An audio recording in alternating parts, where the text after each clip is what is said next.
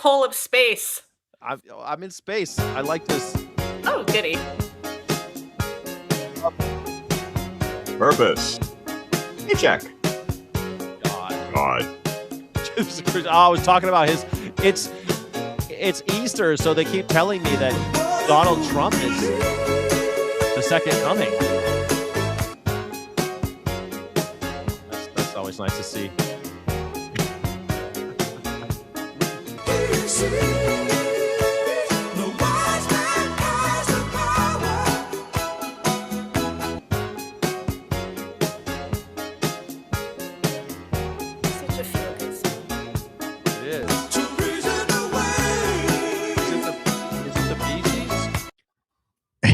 Michael McDonald. Michael McDonald, that's what it is. It's Michael McDonald. You were around in the 70s or 80s. Oh, you know what? I think that's the song that they hate to listen to in 40-year-old yes! Virgin. Isn't no, that no. the song? Yamo Be There. Year-old vegan. Oh, Yamo Be There. It's Michael McDonald, though, right? Yeah. Doobie Brothers. When he was part of the Doobie Brothers, Leah's correct. Oh, sorry. Yes, and for those of you who are music trivia day these days. For those of you who are big fans, it can never have. We're live. No one who was ever in Steely Dan is allowed to be in the music trivia. Wasn't Michael McDonald and Steely Dan for a while? No. That's you hate Steely Dan? No, I love Steely Dan. I do too. I mean, I grew to love them. I thought I hated them. But I like Deacon Blues and stuff. It's a good song.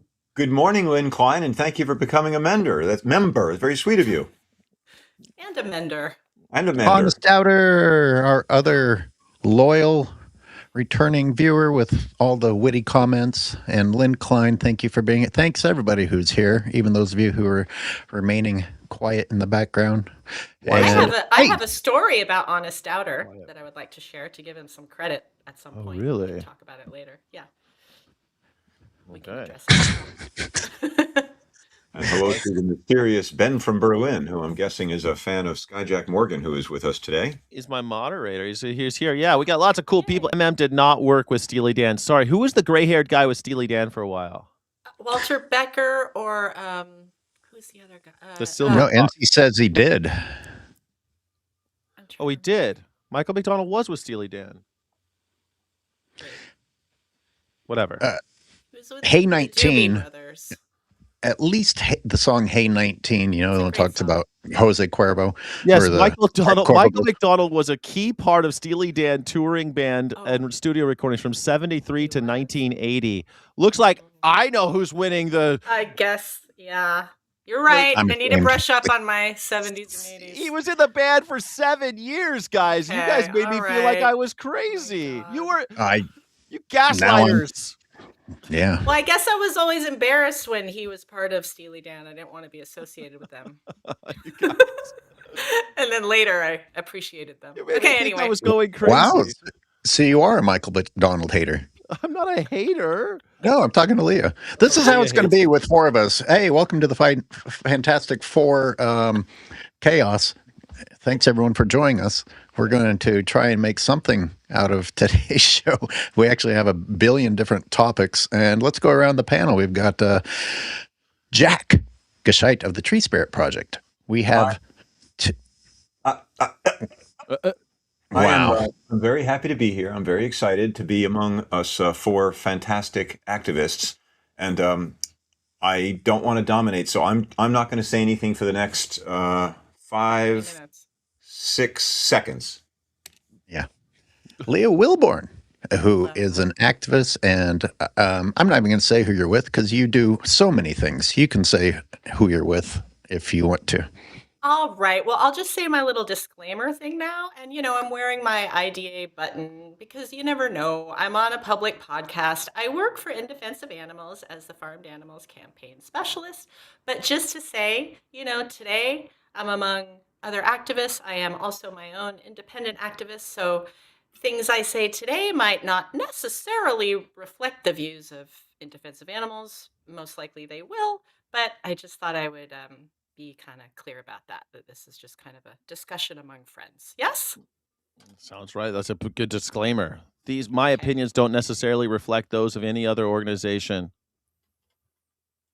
And with that, let me introduce SkyJack Morgan of the Morning Sky show, who has brought some people over from his show, including ESTIN, who also loved that intro.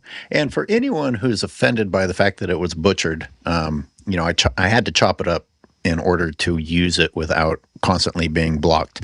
That's why I chopped up a song that was fine by itself. So I understand a little bit of disrespect that I did to the music, but you could just play the whole thing backwards. That works too. Meaning you get a copyright violation. If you just play it at more than like 5 seconds of it, you get a copyright violation and it gets flagged and it can't show the video that it's recorded on for this podcast, right? Even blocked sometimes. And anyway, thank you everyone who came over from Sky's show, and thank you Sky for your show. My goodness, you are a machine.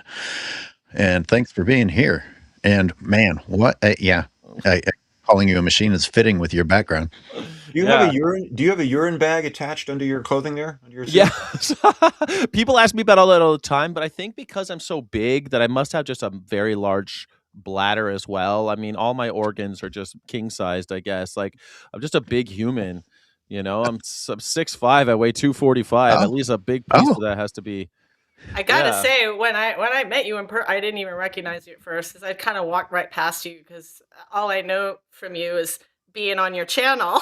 Yeah, exactly. And then I see you in LA at the AVA Summit, and I kind of walked right past you. Wait a minute, that's you. Yeah, it's like that. Yeah. Wait a sec. You really are 6'5" tall? Yeah. Well, I'm a little older now, so I'm a little under 6'5", but yeah, I'm about 6'5". Wow. You're already shrinking? Yeah, man. Well, shit, I'm almost 50. They say, like, you're going to lose half an inch every 10 or 15 years. So I'm probably going to end up a little shorter, but. I thought you were like 5'2" or something. No, and that's the thing. I think that height's great, but it doesn't come with many superpowers except for a very thick skull, because I bump my head all the time. I think like I'm pretty resistant to concussions, but also I think I possess a large bladder, so that I don't have to carry around like an external. I don't have to wear a catheter or anything like that. And let's be frank here, if I may, a huge heart. Foot. Yes. I have a big heart. Big foot. Yes. This is for vegan activists, folks. This is unusual. Speaking of, how on earth? Animals are not products. Okay? Let's start that off right. I like it. All right. Awesome. How does a vegan, who of course isn't consuming any nutrition, reach 6'5", 240? Man, it's kind of wild, right? I mean, I was 6'5" before I was vegan. I went vegan when I was, I think, 25 years old. Oh, that explains it. Somehow you're maintaining, but the only reason you ever reached that size, you were not vegan. It must have been. Although I was vegetarian since, like, on and off vegetarian from 15 years old. So I probably missed a ton of nutrients right there. Now, obviously, we know the nutrients thing is bullshit. You don't need to eat animals. You need vitamins. And I had vitamins. I took my Flintstone vitamins when I was little, and I think that I did okay. Eat the rainbow. And you're going to be all right, I think. I didn't even supplement until I was over 40. I don't know about you guys, but I was just against taking pills and stuff. So I never even did vitamin B12. I reduced my supplements over the last many years. I'm kind of just down to B12, D, and C. Ooh. Sometimes because my mother's terrible osteoporosis, and I'm a little freaked out about that. Sometimes I take calcium and zinc. I only supplements. What? This is how you remove all the poisons from meat and dairy, and you can actually get away with these supplements. Is that there's vitamin B complex in there? The vitamin P. Oh, vitamin P as well.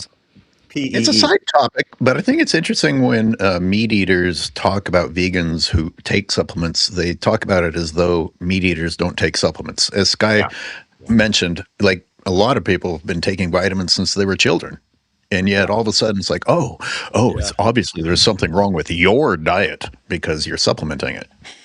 But also the animals are supplemented, which most meat eaters don't even realize. Yeah, they're right. Supplemented. They're injected with and B12. prodded. Yeah. And antibiotics and all sorts of other stuff. Right.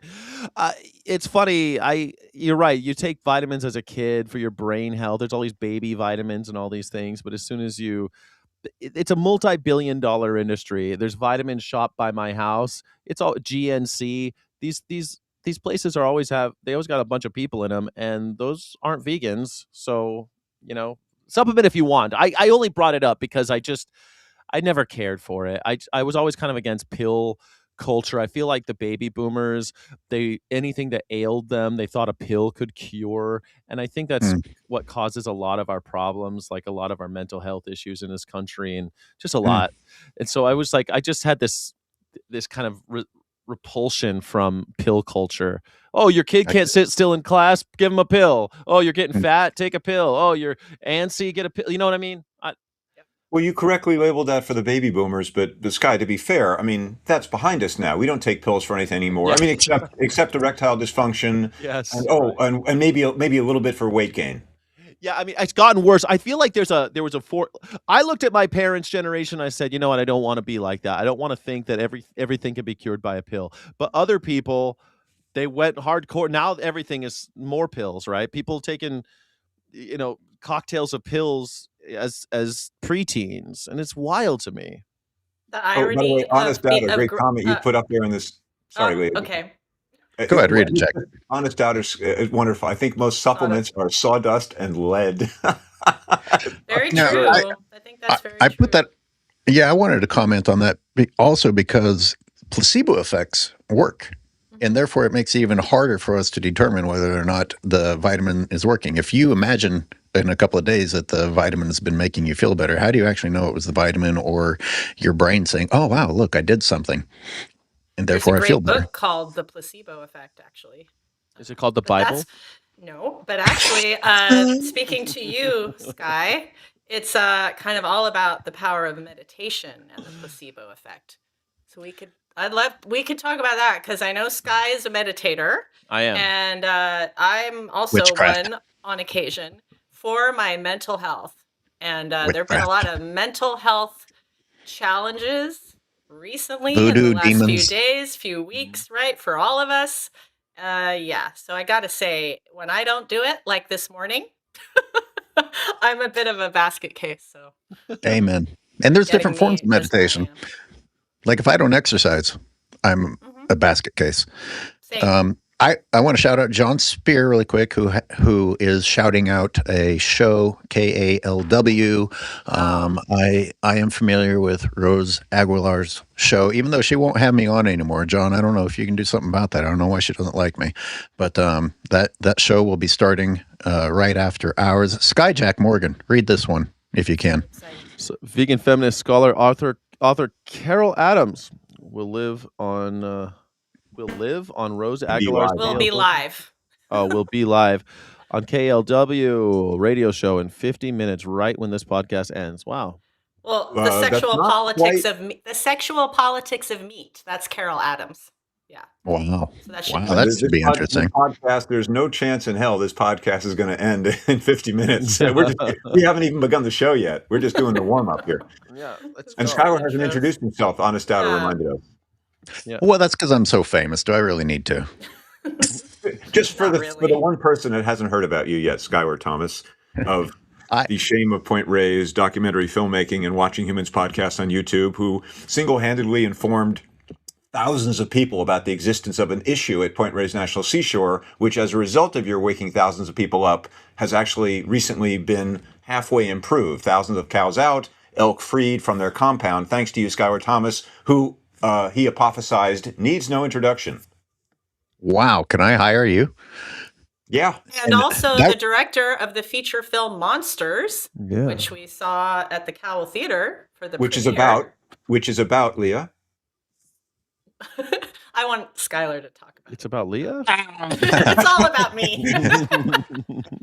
It actually had a lot to do with what SkyJack and my first show, our premiere, was talking about the crazy corruption, shocker, taking place in South Africa regarding exploitation of wildlife, even in the iconic species that even people who hate sharks claim to love, the great white shark.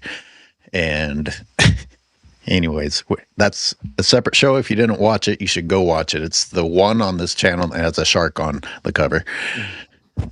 And but Sky is, if I'm correct, you're going to continue to come on with me Wednesdays. That's the idea. Yeah, that's the rumor. Fantastic. Yeah, that's the rumor. Do I get credit for introducing all of you? Yes, by the every way? day. Every day we pray. Thank we you. pray, Thank and we do a tweet, and we say, Lia Wilbourn, what a mensch. Well, hold I have on. Let's explain why. Because I was a big fan of SkyJack Morgan's podcast on his YouTube channel. Not podcast, but YouTube channel, really, for like a few years. Yeah. And like Vegan After Dark, and like on the weekends, he'd have really cool, in-depth conversations, and they'd be talking about all the big controversies in the animal rights movement. It was always very entertaining and enlightening. And then one day, my friends Skyler and Jack were like, let's start a podcast. And Jack was like, let's call it the SkyJack Podcast. And I was like, oh, wait, hold on. There's another guy. And he's vegan. And he's vegan. And then I come to meet Sky at the AVA Summit and mention it. And then I wanted all my friends to get along and get together and have no tension. And it's like, how can we have SkyJack twice and 3 times and all over the place? And that's because we have a hyphen. Yes, that's true. So to Leah's point, thank you, Lia, for introducing us to, or me to, I'll be personal, to SkyJack Morgan. And indeed, you got that story right. You said you shouldn't use that name. It's already taken by another vegan podcaster, in fact, to which I replied smartly, never heard of the bum. Who cares? Screw that guy. Yeah, Sky, we got Sky, and we got Sky, and we got Jack. SkyJack works, and we'll stick a hyphen in there so we're separate. Plus, we're never going to ever meet the guy anyway. What's the problem? Yeah, except I was doing podcasts from the backs of trucks. I was from hotel rooms. I was traveling with PETA back then, and every state. I think I've done my live stream from 40 something states, 43 states. Wow. I was doing it on the road. It was crazy. It was just something that I started doing a show called Vegan, of course, and someone said, you should go live. You're working so hard on everything. Just go live and just do it regularly, and you'll find an audience and a community. And so I did, and I just became my habit, and this is what got me up in the morning. So then I kept on doing it when I was on the road, and that was tough, man. It was hard doing it on the road, but because I did it like in the hotel lobbies. I did it in the hotel. I did it back of the truck a lot of times. I did, like in the breakfast area in the morning where there's people all around. I would do a vegan radio show, not radio, but vegan podcast every morning on the road. It was pretty nuts. It was hardcore. And it was so successful. They launched you into space where you now orbit the planet and do your podcast. Well, you heard we're going to the moon today. The Artemis, you're not supposed to talk about Epstein, Iran, Pete Hegseth, the ballroom with the stairs that go to nowhere. You're not supposed to talk about it. We're going to the moon, so shut up. Stop being a hater. It's cool to have stairs that go nowhere. Yeah, it's true. You're closed-minded. Well, have you ever been to the You guys live up in Northern California. You guys ever been to the Winchester House? The Winchester Mystery House. I've always meant to, I have. Actually, I have. Where is it again? It's somewhere up there. It's like near San Jose. Yeah, San Jose, Santa Clara. Yeah, up there. I've been there, and that's what Donald Trump is turning the White House into, the Winchester House. Everything is like lopsided, right? Everything's lopsided. They got stairs go to nowhere too, and doors that open to nothing. And I assume you saw Jon Stewart calling everyone woke for not liking those stairs. They're like, oh, it's fine when Escher does it, and it's. I immediately went to the. I guess I'm too Californian. I went immediately to the Winchester House. Like I think I feel like Donald Trump is haunted by all the ghosts of the children that he murdered, and now he's got to build stairs that go to nowhere, and he's like the Winchester widow. I don't think he's a murderer. I think he's a serial rapist. No, they were buying all that stuff. They were buying all that sulfuric acid for some reason, Jack. That was just cleanup. That was just cleanup. That wasn't him. Yeah, that was it. all those snuff, all those bodies, all those little girl bodies in the desert outside of El Paso, or these. No, none of that. He had nothing to do. How about just all the Africans that are killed through the African children that are killed through the elimination of PEPFAR? How about he's haunted by them, and now he's turning the White House into the Winchester House. Oh, I mean, they're dark-skinned people, right? Why would we care? Yeah. Donald Trump doesn't matter. He haunts your dreams. They're even scarier for him that way. He's already afraid. He's already afraid of black people. So Speaking of non-white people, I just had I think Jack saw it last week. Sky, I don't know if Skyler's familiar, but Sky, are you familiar with Apex Advocacy and Yvette Baker? I know Yvette Baker. Yeah, she was on my show a while back. Apex. Oh, she was. Interesting. Yeah. So she was just on a live event, fireside chat with IDA, and we had a little discussion with her. But she gave a 20-minute like epic speech straight to camera. I highly recommend people check them out. On what topic, Leah? Well, collective liberation, basically. Say more about that, would you? Well, Apex is you might be in danger of actually beginning to circle in on a topic rather than what we're doing, but please continue. Well, she's vegan, animal rights activist, but Apex comes from the philosophy of you need to bring all the justice movements in with you. It really is helping people of color to gain more, be more visible in the animal rights movement, and this whole notion that the large perception by most people is that veganism is just for white people and it's privilege and all this. So it's very deep, complex stuff and issues, but important stuff. Yeah, to talk about. Thank you. What was that comment you put up, on Honest Doubters really giving me shit for our science show. Look, it was not probably it's probably not going to reflect what Sky and I are going to do moving forward, but it was a very important presentation. Oh my God. I thought it was great. I watched most of it. I don't even know what he's responding to, but it's a great comment. I want to see weekly shows of SkyJack reacting to a thickly accented Italian man giving a 75 slide PowerPoint on sharks.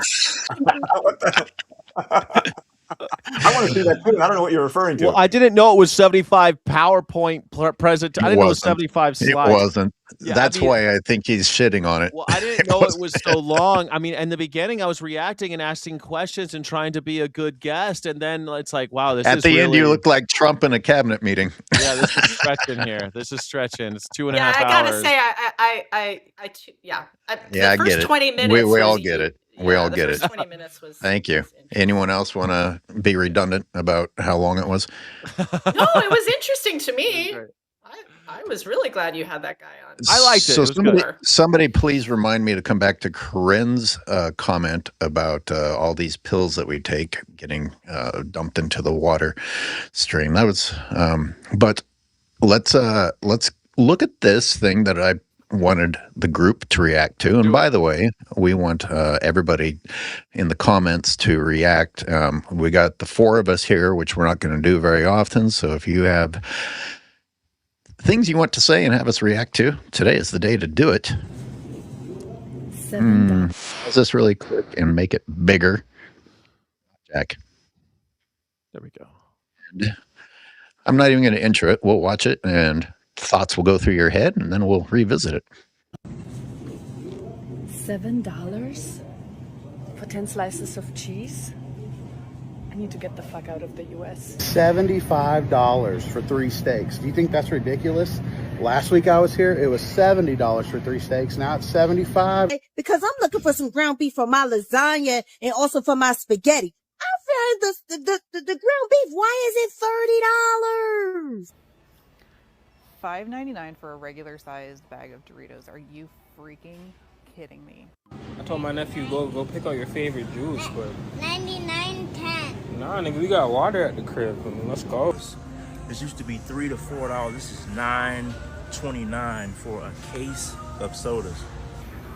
Look at this, $3.29 for a regular damn Hershey's bar. You guys are smoking crack. 10 pretzels in there, right? $25 fucking dollars. Damn. Go fuck yourself. At Giant? Well, that was more profanity than I even use. But I have a comment.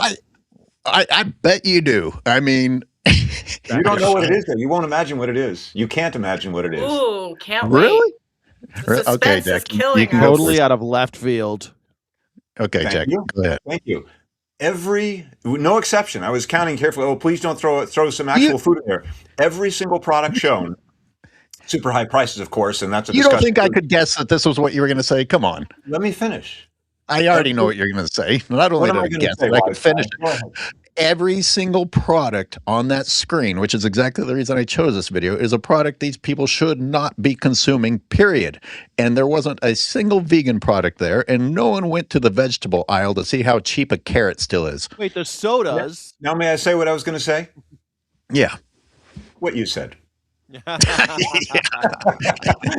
Did you really think that I wasn't going to guess that?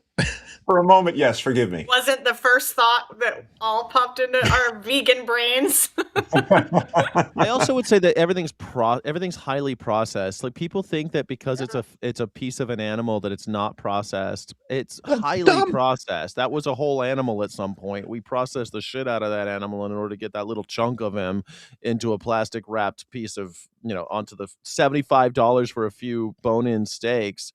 It is insane. But Greeley, Colorado they're striking. Like we have all these other issues. People don't want to work in slaughterhouses. They're deporting people that work at slaughterhouses. Animals, like we aren't feeding them enough because of all the soy stuff that's happening with the embargo on China, with all the tariffs with China and everything. So I mean, it's just so dumb that they could easily just go vegan and eat a carrot, or I like soy chunks. I like soy. You could buy And it doesn't them. have to be just carrots and with soy. Last night I had I think Lee and I talked about, we make, like a pot of things at the beginning of the week, and we'll have that, 3 or 4 meals over the course of our 20 meals for the week. And that was, I'd take a big cast iron pot, a variety of whatever vegetables I want, brown rice, potatoes, sweet potatoes, or you can do quinoa.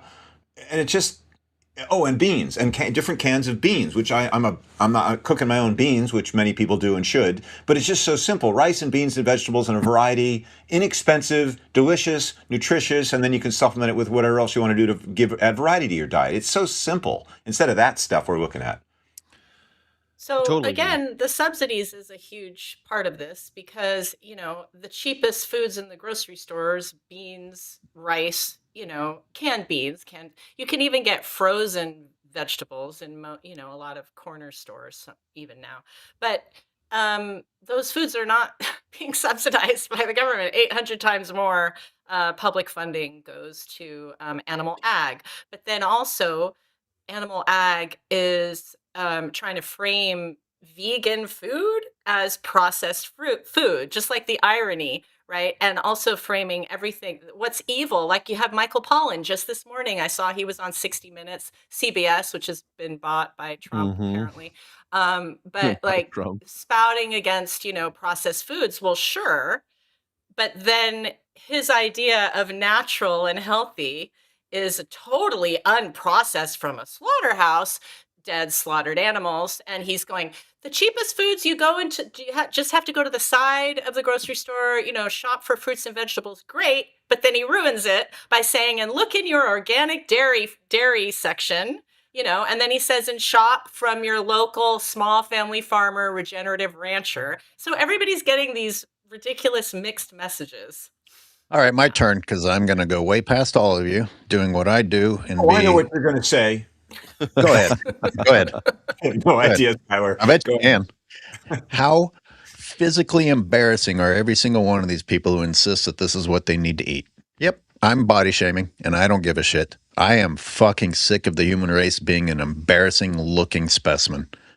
It's not the human race, it's just the Americans. That's not true anymore. Sadly, that is not true anymore. Sadly, in Europe, there's plenty. No, they are.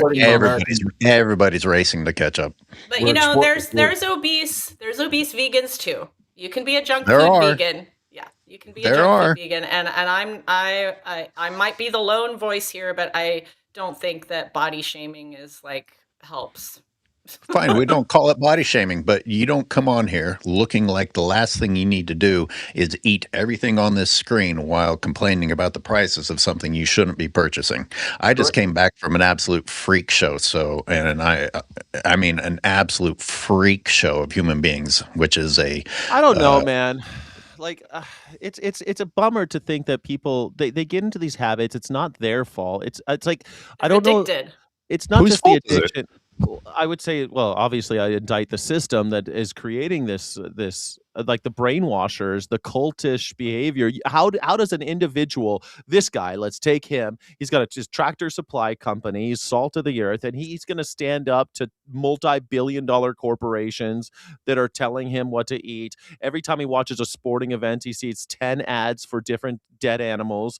Every time he drives out of his house, he sees 100 options for buying dead animals in paper bags and eating them in his car. Everywhere he goes, he's inundated. The average American sees 10,000 ads now a day. Hundreds of those are for dead animals and fast food. And you expect him to have the fortitude to buck the system? The system's been set up against him. He's screwed. We're all screwed. But you're also removing accountability, which makes us sound like the woke vegan group. I don't want to just take out accountability. Of course, I want to have. I want my whole channel is about trying to Do you wake think people I up. wasn't to these indoctrinated? injustices. I was I know, addicted but to meat. there's I was no addicted voices. to meat. And how old were you when you woke up from the meat industry, Skyler? I was old. How old? Yeah. I mean, roughly. I can tell you exactly. I saw Cowspiracy. I was 54 before I woke up, which is why I don't go after people about it. I mean, I'll point it out, but I won't like you fucking idiot, because that was me until I was 54 years old, and I'm educated. I did. Yeah, I was in my 40s, but I didn't research these people and call them out by name. I'm pointing out, hand in hand, you are insisting on buying something that's out of your price range, that doesn't have nutrients, and is going to continue to make you physically unhealthy. They don't know any of that. Yeah, they they were don't told. know that. They're told every day But from this everyone is my point. from We're the Homo sapiens. We're the superior species and the intelligent species. But oh God, no one taught me. We're so intelligent that our proclivity to bonding, our proclivity toward loving each other has been manipulated by the capitalists who are forcing this down our throats. These guys don't stand a chance.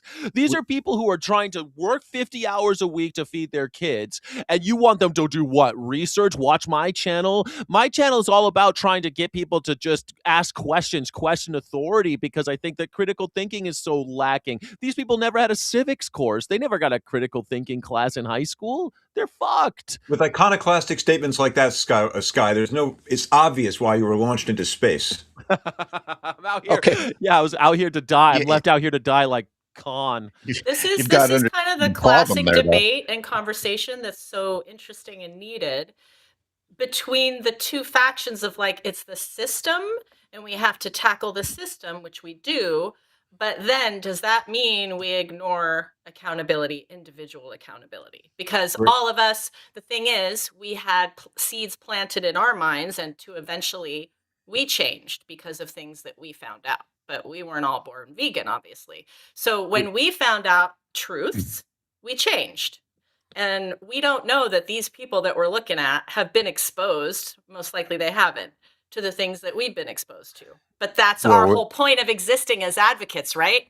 Is that we have to be speaking up about what's really going on so that eventually more people will start to understand and learn and not want to take part in it and realize that this system is trying to keep all of them down. I mean, you just gave a pass, Jack, to 99% of the population. I mean, if we give a pass to 99, if we can only expect 1% of the population to self-educate, then we're effed. Right. Hold them accountable, that's fine, but we have to give them the tools in order to survive. I mean, you can't just be Toto who draws the curtain back and points out that the wizard's a little old man. You've got to give Dorothy a way home. You got to let her know what she can do now. Just showing everybody, hey, look at the man behind the curtain isn't enough. We have to give them the tools, the community, the wherewithal to actually make a difference. I'm all about holding people accountable. I've done all those. I've done the AV cube and all that. I'm fine because I feel like it gives you the opportunity to have those types of conversations, and you do get to kind of rub people's noses in it. That's fine. In your face activism, I'm all for it. But like blaming people, like look at these fat fucks buying steaks. It's just, I don't know. It's like, yeah, I say those poor guys, I feel sorry for them too. And I would say, I guess the way I would go into this discussion, and by the way, I appreciate the reframing, Leah, of the two different wings, which is individual accountability and the system. I would say it's both. I was going to go there. But I think that to Sky's point, it doesn't, if my strategic goal, and I'm always thinking strategically as an activist, I want this person ahead of me to change. If I come at him guns blazing and say, you're a dip ship, that's not going to get me what I want, which is to him to wake up and shift. If I'm more compassionate with him and understanding and patient and point out things and have a discussion with him, I'm going to be more effective to get him to go where I want to go, where I think he should go. Well, I can solve this right now. Via Corinne. Corinne solved it. Corinne settled it. Jack, you're right. That efficacy, though, is one of those nebulous things that we don't really know. And all the data points that we have on this are mostly bullshit. So it's really difficult to be like, well, how do you hold people accountable? It's going to take lots of different voices, a lot of different clicks for people. Like some people will come into it completely philosophically. Some people are going to come into it because they saw some footage that made them cry. And some people are going to, they need the tough love. They need someone to tell them that you're an idiot and you shouldn't be buying that stuff. There's an alternative.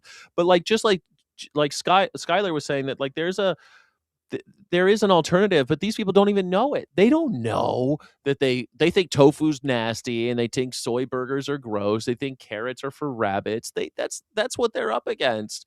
We need people to say, no, there's really nutritious food that's tasty and delicious that you need to be trying out because you can't afford those steaks anymore, homie. And just I'm like actually there's surprised just like there's all kinds of humans in the world who perceive things differently. Probably each of us came to being vegan in a different way. Like, for instance, Jack, through seeing Cowspiracy, because he was an environmentalist, and then he found out and kind of allowed himself to see the real truth about what happens to animals, right? And for me, I saw Cowspiracy, well, after I became vegan, but for me, it was being traumatized by seeing what animals really go through and then wanting to really find out the truth behind all of it. And then other people, they'll see some nice vegan who never discusses the animals and is only talking about yummy vegan food. And then they come in that way. And then there's other people, I mean, I've seen it in action doing AV. I haven't done it in a while, but where there are other people that they just see the footage and they have a 5 or 10 minute conversation with an activist right there. And Sky, too, with We the Free, or experience with We the Free. And that's it. Or that just simply plants a seed and maybe a year later they'll go vegan. But I mean, there's no kind of right way. But what I don't agree with is just keeping the truth from people and trying to make sure that you do anything you can to not offend them. There's just like all these different aspects to this is pretty deep and complex. So once again, Corinne will just speak for me. Leah, what you say is right. The other issue, though, is that we have a high attrition rate. We have people that have something click like at AV. And I think that one of the great lies that we tell people as activists, like, well, you could stop this if you just stop buying it. Yeah, that's not true. That's not true. Yeah. It's not true. And people go, and when they find out that it's not true, they go, well, I can't be vegan because I'm not helping it. You know how many times people have told me, like, well, what difference does it make? I don't actually change the lives of anybody anyway. My little activity doesn't do anything. Well, I'm not asking you to do that. I'm asking you to stop participating. I'm asking you to stop beating your wife. Oh, I don't beat my wife. Well, does that stop spousal abuse? No. So are you not beating your wife because you want to stop spousal abuse? No, it's just who I am. Exactly. Are you the type of person that tortures and kills animals for pleasure and profit? Like, I don't know if that, sometimes it doesn't work, but I feel like my conversion rate's quite high. I've been all over campuses and I've done so much outreach in my life and tried every single type of outreach. And yet you still have people who come back and oh, I'm not vegan anymore. I was vegan for 100 years and I stopped. That happens all the time. Yep. So, but that doesn't mean that your outreach or getting people to convert or see the footage with an anonymous with a voiceless demonstration isn't effective, even if there is some recidivism, right? No, I think that, yeah, recidivism is, you're absolutely right. I mean, I think we have a symphonic effect as activists that we need kind of a little bit of everything. We need to have the radical flank. I wish we had more ALFs out there. I wish we had more I wish we had more property damage folks. I wish we had more bolt cutters and rescuers and stuff. But yeah, I think it's a symphonic effect that maybe you can't hear the triangle. Maybe the triangle players, like, no one notices my triangle playing, but the triangle is part of the symphony, and without it sounds different, and yeah. I agree. I think I haven't heard it put that way, symphonic effect, but I think all of it works. And in fact, this Saturday I'm planning, I don't know, I mentioned this to you, Leah, but Mike Rapena, who runs the Anonymous with the Voiceless chapter in San Francisco, is going to be out there. He's, I think, every other weekend now at Union Square, and I'm actually thinking of going and there's a young 23-year-old French PhD scholar who's in the vegan world now, and I'm introducing him, and I want to get him down there to see what goes on and see San Francisco residents interact with Anonymous with the Voiceless. So if anybody listening to the show wants to see what street outreach looks like this Saturday, 2 o'clock to 5 o'clock, Union Square in San Francisco for Bay Area residents. Sky, you're welcome to drop in. Maybe they can teleport you down from your little satellite up there. Yeah. If they let me out of Botany Bay, I'll be there. Yeah, beat me down, Scotty. I love AV, but the thing that I hate about all these organizations, and I say this all the time, and it goes for all of them, they all are competing for this small pie of donors, and so they all have to do this thing where they're all going, well, ours is the only way. AV, we hold people accountable. Like I see Bashir up there, we hold them accountable. We gotta do it, mate. And it's like, that's not the only way. And for them all to claim that all the time is annoying, I think counterproductive. And I think Let's be precise, sir. I can only speak to Mike. He's the only one leading a chapter that I know personally. He doesn't say that. He doesn't say we're the only way. I've never met Paul. Of course, he's got to be a strong personality to create a group. But I haven't heard Mike, who runs San Francisco chapter of AV, say anything like that. And he does say he holds people accountable. That's the lingo. I don't have a problem with that. I mean, whatever. It's a style, and it's part of the symphony, to your point.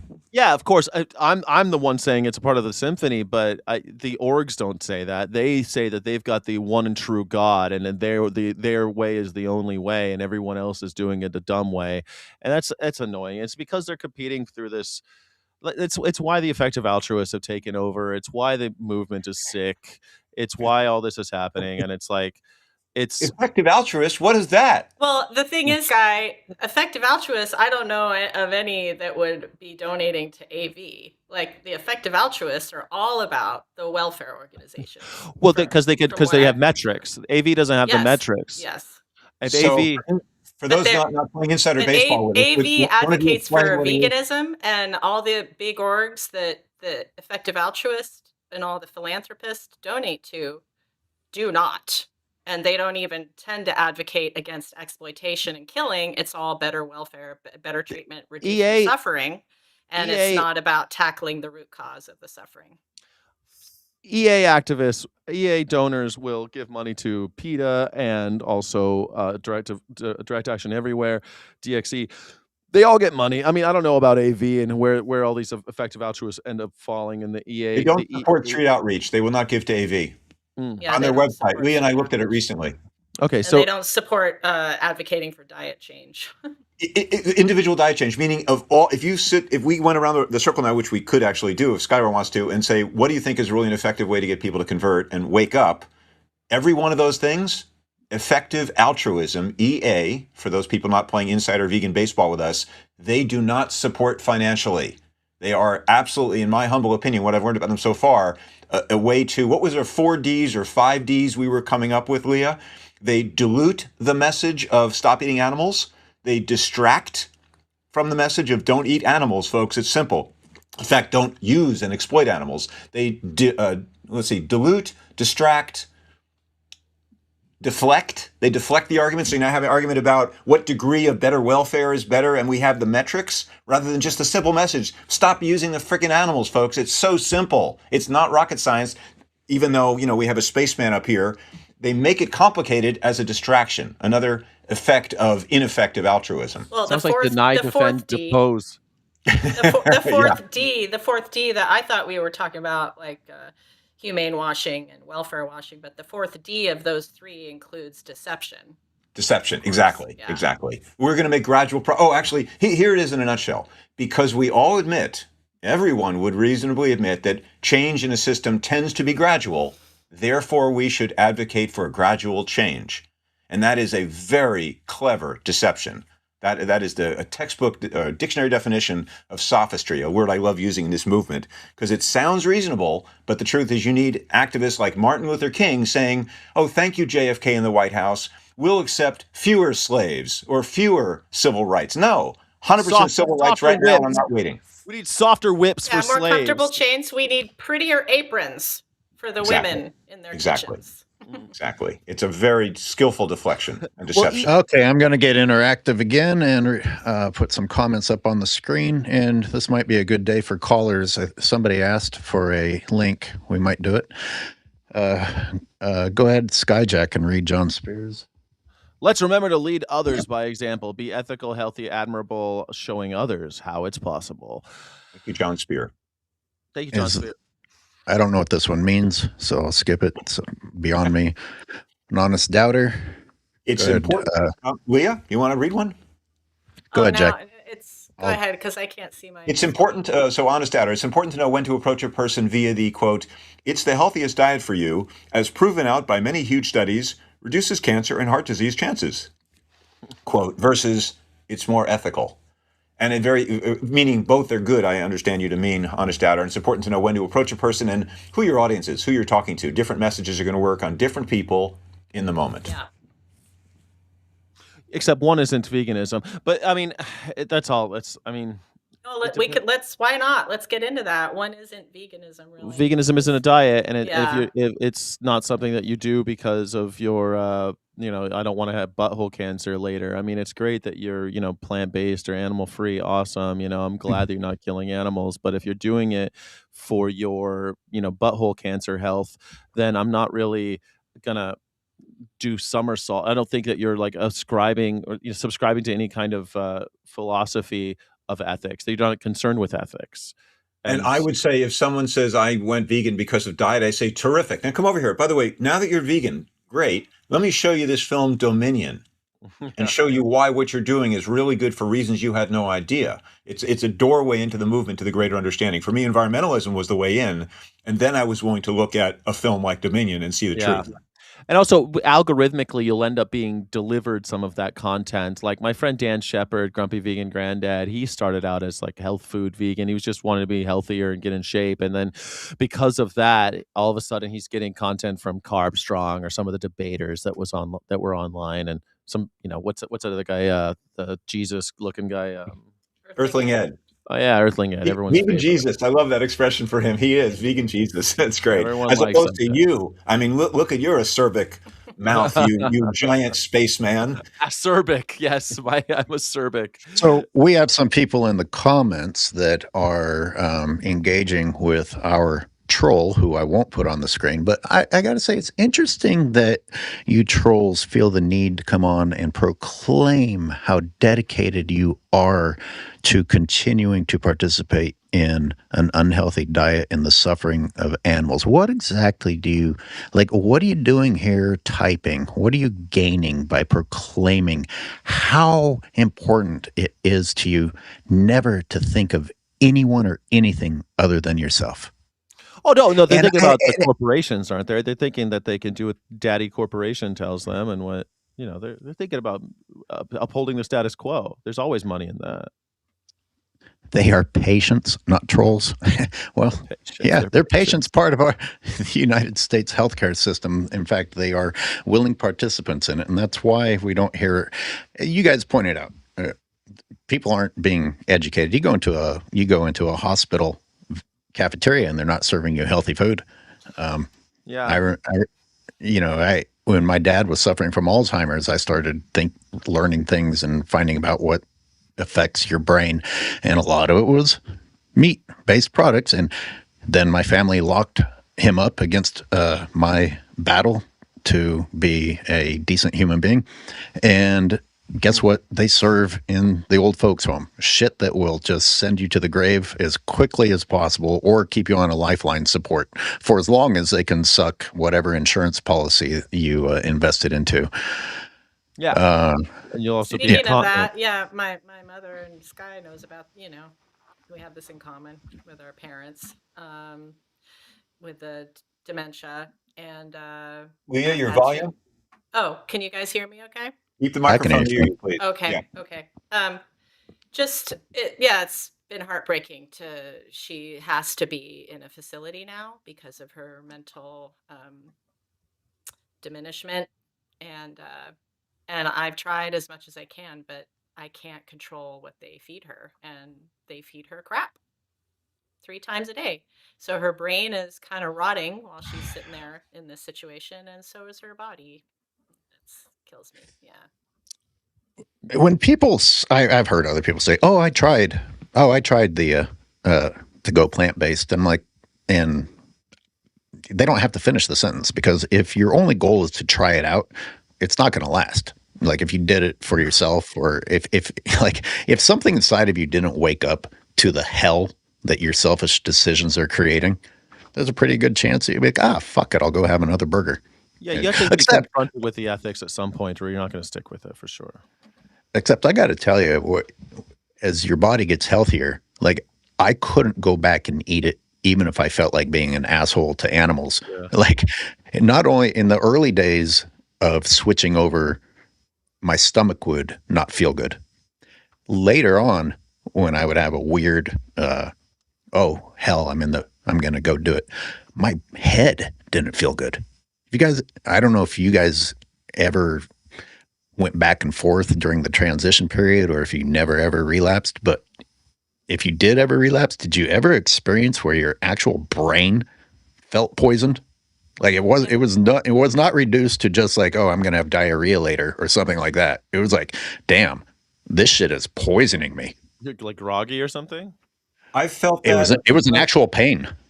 I felt that a few times in my life when I was younger and running. I could pretty much eat anything, or running more. I'm still running, but I eat a lot of fried foods, like fried onion thing, a big it really sat heavy in my stomach, and I felt really like I just hurt myself. And then of course also a lot of dope and beer, such that I was doing, a 6-pack is about all I could drink. No, I'm serious. Those are things that made me feel like crap. Like I don't want to eat that again. I don't like the way it makes me feel. I've always been an athlete, and those were dulling me, every one of those. I was a vegetarian, and then I found out about the dairy industry. That was part of the seeds, right? That eventually led me to one day seeing the truth on YouTube. But so when I gave up dairy, or attempted to, my God, and then I tried it again, just lethargic, phlegm, mucus, headache. And I'm like, wow, this is what I'd been doing to myself my whole life up until now. Yeah.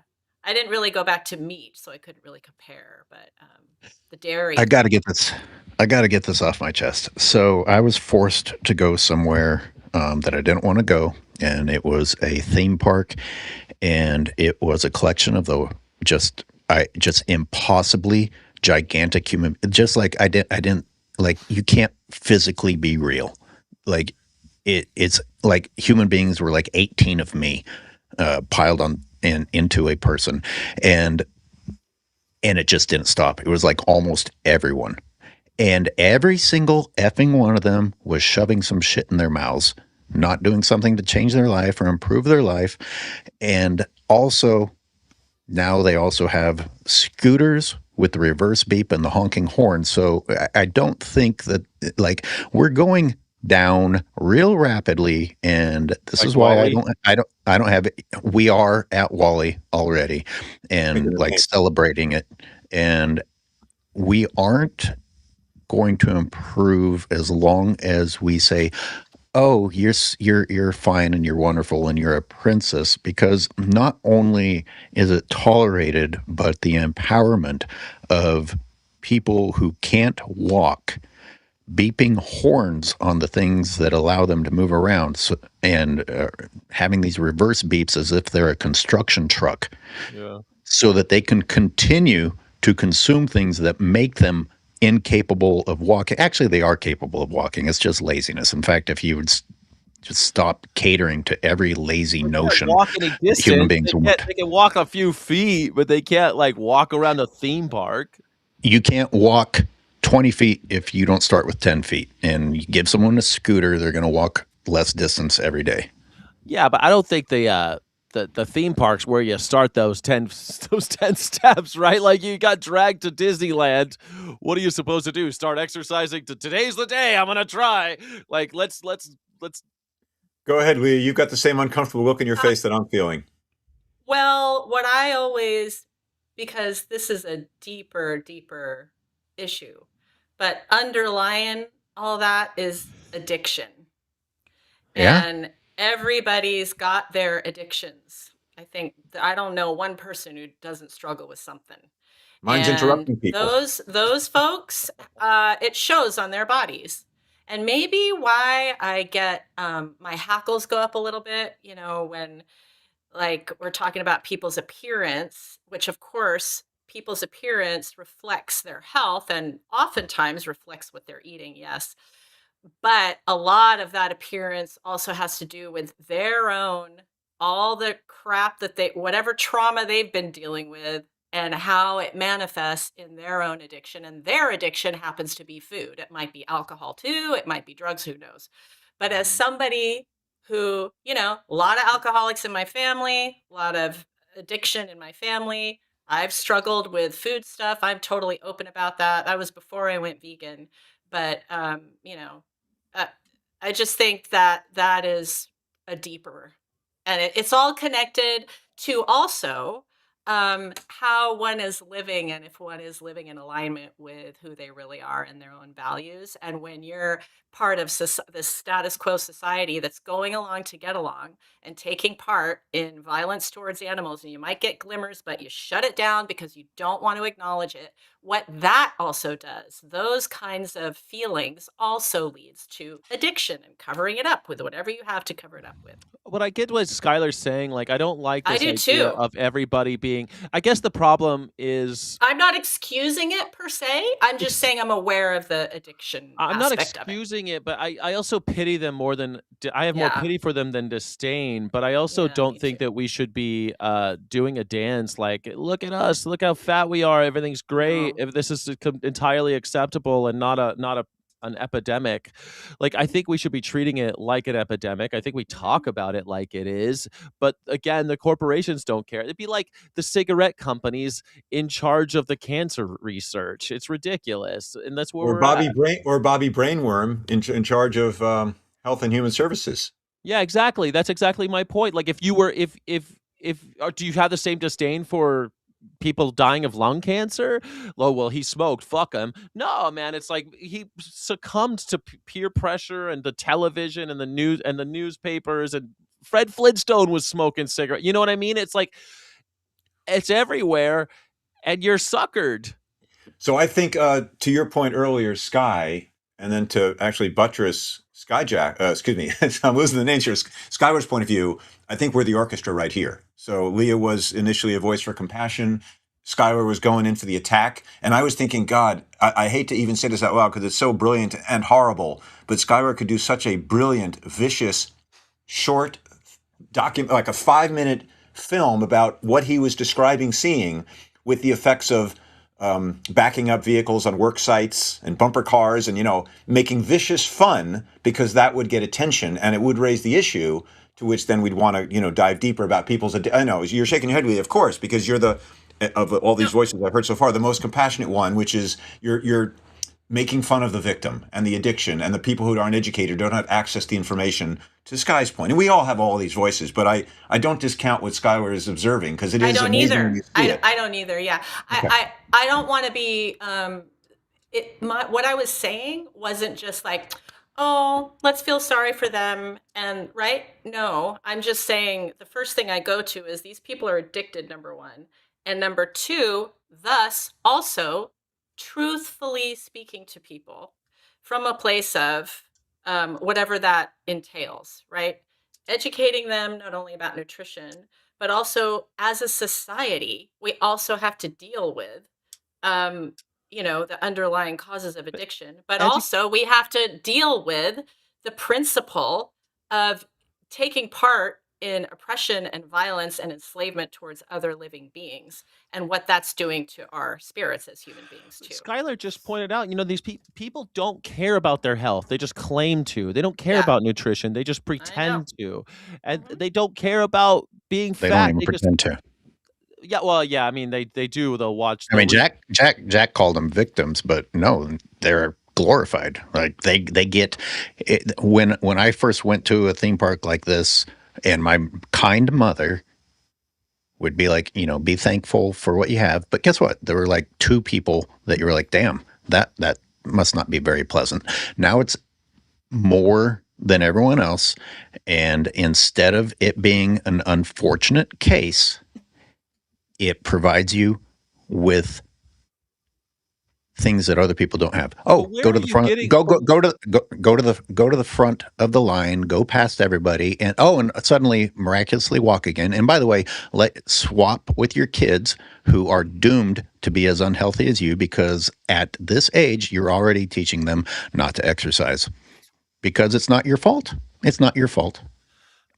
It's not about that being their fault. And I'm not saying that we say, hey, it's not your fault. It's not about that. It's not Disneyland's responsibility to say it's whether someone or not else's it's their fault because they didn't educate them. It has nothing to do with whether it's their fault. Disneyland's position is, hey, they're disabled. Let's get them in and out of this line as quickly as possible so the other people don't complain and we can continue raking in the dough. They're not disabled. I mean, they're disabled. They can't walk around. They're disabled. They can. They just choose not to. I see them get up and walk around when they want to. When they have to get to the food counter, they can walk. And just to mix this up socioeconomically, it reminds me, 10 years ago, I was hired to photograph a wedding in, it doesn't even matter what, Midwestern state on the Great Lakes. And it was in a very wealthy neighborhood. Very white, very blonde, very, Nordic European descent. And I hadn't been to that state before, and to this wealthy enclave where this wedding was held at a remodeled, beautiful barn. And this is farm country. Dairy country, cheese country, ice cream country. And I went into the little downtown, and everybody's walking around they weren't in their machine walkers like you were describing, Skyler, but I was, same as you, like aghast and agape, like, oh my God, everybody is really heavy and walking around eating ice cream and cheeseburgers and milkshakes. And this is a wealthy neighborhood. The average income here is, 150, 200,000 a year, not poor people who are saving up to go to Disneyland. It was stunning to me. Because I've lived in New York and San Francisco. What do I know about these areas? Yeah. Skyler, could you bring up Mana Boyle's comment? The average person just wants to talk shit and eat. I'd like to address that because, exactly 1 minute ago, can you see it there, Skyler? The average person just wants to eat, talk shit, eat bad food, and be left to their cave without realizing the impact of their cave lifestyle on the rest of the world. Well, who could blame them? We've got fucking bombs falling all over the world. Every time you go out, someone's calling you a fat fuck. Girls don't like you anymore because they're mean. You're not looks maxing enough because you're fat. I mean, it's always who wants to go outside? I mean, holy shit, you look like an idiot. Everyone's there trying to get this gotcha thing. Meanwhile, you're being surveilled all the time. Like, who wants to do that? They lack imagination, but who's feeding that imagination? Not the schools. We turned children into CPUs through STEM only education. We haven't taught anybody about the humanities or the value of reading or the value of imagination. And we're like, oh, well, why is this happening? It must be their fault. No, we need to indict the system. This is why sometimes, I'm, again, not talking shit about, maybe I'll talk a little shit. I seriously doubt the efficacy of going one-on-one to each individual and holding them accountable for their actions when the entire system is fucking rigged. Every penny, so much of your money that you pay in taxes is going to these evil corporations that are torturing the animals. And you're like, well, they need to be held accountable. Who? Not the corporation? No, the individual who's being duped by the corporation. It's like victim shaming. It's like slut shaming. And it makes me sick because the system is the one that's the problem. And we're all complicit in it. And we're not doing anything about that. We're going one-on-one. Pleased to meet you. What do you think about the video? You like blood? No? Well, you should stop doing everything you do. As a matter of fact, stop participating in your religious ceremonies. And also, Thanksgiving, fuck your family. We don't listen to our families, do we? Your culture? Forget about your culture. Trust me, the blood. Like, we've allowed this to just fester, this festering wound, and then we blame the poor bastard with the boils. Well, festering wound. Yeah. And it's the system that's created these addictions. Yeah, I want to say maybe not festering wound. Like we allow the bubonic plague to continue. We don't do anything about the rats and the fleas. We blame the people with the boils, and that's ridiculous. You know, to your point about the really, system. I was the only person in the park without boils. Well, you've been lucky. You're lucky. I'm surprised Honest Doubter hasn't thrown up his quote to me often, which is I forget the way he puts it compactly and succinctly, but it's just remove yourself from, consuming all the media and the whole system, and you'll actually have a clearer mind than if you're, buried in the system of social media scrolls and TV and advertising and billboards constantly. Actually, he just commented, but it's not the comment I was referring to. No, he comes on my channel, says the same thing. Like, people are obsessed with body image and they don't read enough philosophy and all that. Yeah, it'd be great. I would love to have an army of human beings reading philosophy and not consuming the Kardashians and all the fascist entertainment we have. Great. Yeah. Then let's fight fascism, y'all. Let's do it. Yeah. Well, we had a chance. Were you folks out on? Oh, I don't want to change the subject. I'm going to go. I've got to change my colostomy bag. It's on the hour right now. But were you guys out for Saturday for the largest 8 million person demonstration worldwide against rising neo-fascism, especially in this country? Is that what it was about? It's about fighting fascism. Is that what the King's protest was about? It was about many things. That was one of them, sir. You wonder why you were banished to be up in a satellite in space. You're asking these kind of questions. Look at you. You can barely. No, that's what it was about. Maybe I would have gone. I thought it was 6'5". You can barely fit in that capsule. Your head's already on the ceiling. Look at that. Look at that. Wait, I'd like to hear Sky's take on No Kings. Mine? I've heard you talk about it before. I've been to a couple No Kings protests. I know too. those guys. I've been to a couple Tesla takedowns. I was like, yeah, great. No Kings resonates with me. Let's do it. And when you go, it's just a bunch of people. It's not about no kings. It's about we would prefer a different king, please. It's not about no kings, no fascism. It's like we still want a dictator, but just a different dictator if you don't mind. And that's not an indictment of the. That's just more of the same shit. We have this unitard party in America where the Democrats and Republicans are Coke and Diet Coke, but meanwhile we're all getting fat. Mr. Coca-Cola is making the money because we get to choose between aspartame and high fructose corn syrup. I'm supposed to what? Well, I'm a protest because I prefer aspartame. This is crazy to me that everyone it's not fighting fascism, it's supporting fascism. It's this illusion of doing something. You go to these places like, don't make too much noise, don't say the F word because you might offend what are you talking about? They're putting children in cages. They're killing schools full of children. And we're like, we'd prefer Orange Man is bad, and we prefer a different preferably a white man in office because that everything will be fine. It'll all go back.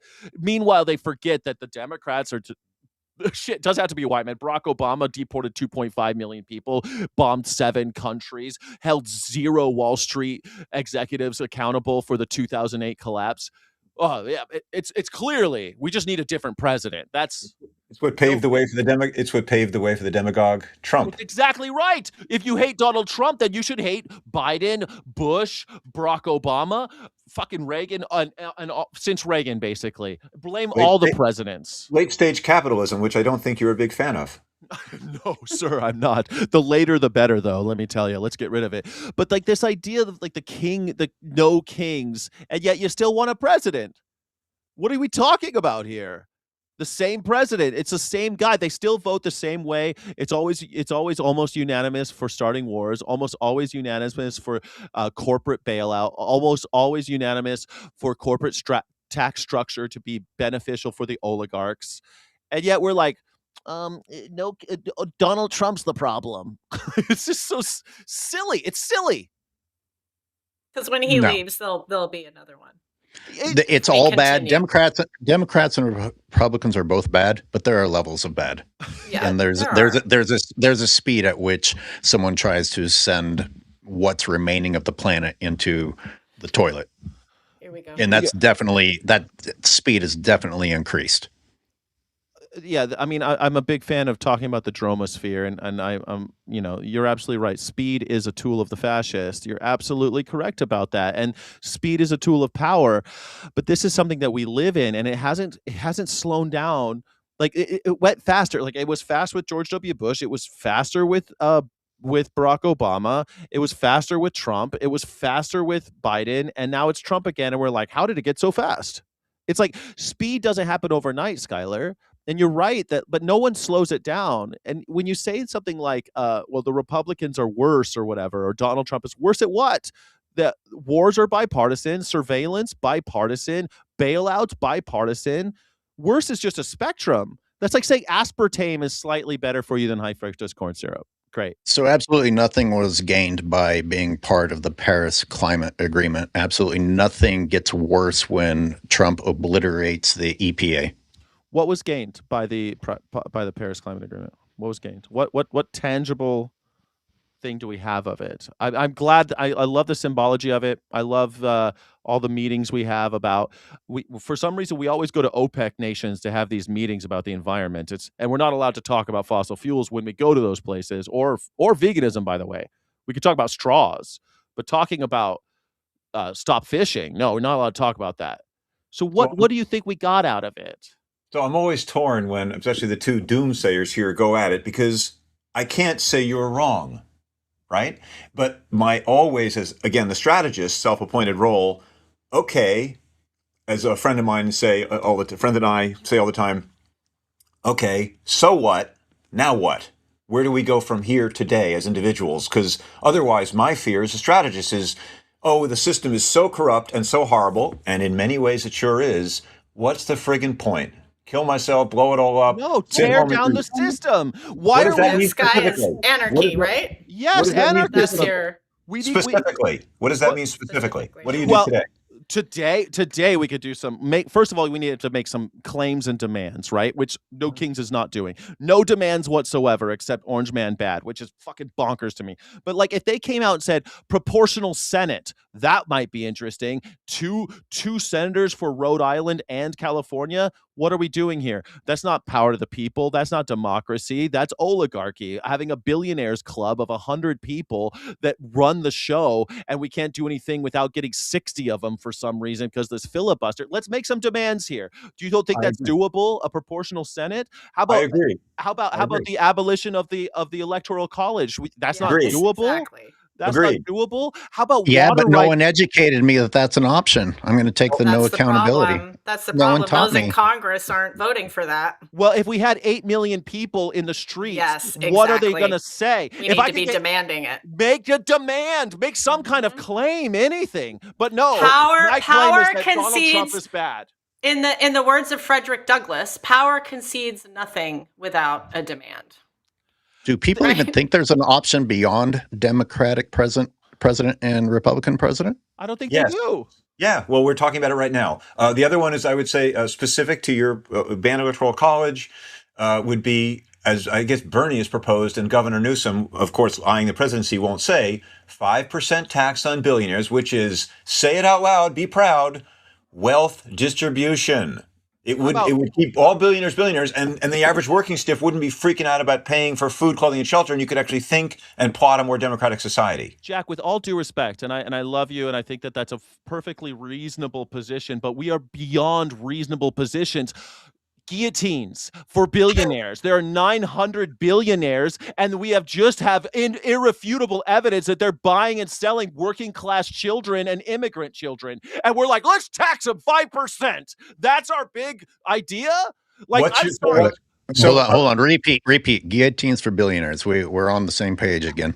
We're on the same page again. Like we can't. This is what's so wishy-washy about the welfarist movement and veganism. Well, let's eat fewer animals. Let's kill shrimp more quickly to cause less suffering. Starting with Fuck compromise. that. Yeah, starting with compromise. No, we don't ask for it. softer whips. We ask for abolition. And when they give us softer whips, we say, "Thank you. We want abolition." Oh, we're gonna stop castrating human slaves. Oh, So thank for you. this year, I want abolition. so what's your demand? I mean, abolish capitalism is a great phrase, and that's fine. I agree with it. I'll be reasonable. I got 4 points. I just gave you 2 I'll of be them. reasonable now. I'm being reasonable.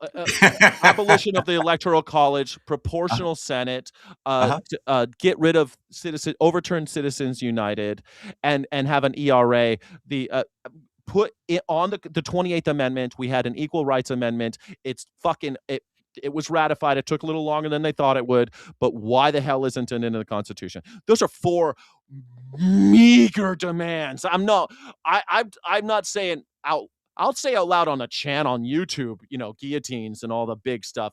But for 8 million people to get on board, I feel those 4 demands totally doable. So the question is, how do we get those 4 demands on the table? Well, first we get No Kings. Yeah, we get everybody at No Talk about Kings to be making those 4 demands right at the very freaking top of the website and in all the signs. Those pussies won't even use megaphone. They're like, megaphones are too loud. Don't blow whistles. It hurts my ears. It began here from the giant in space. Electoral College then.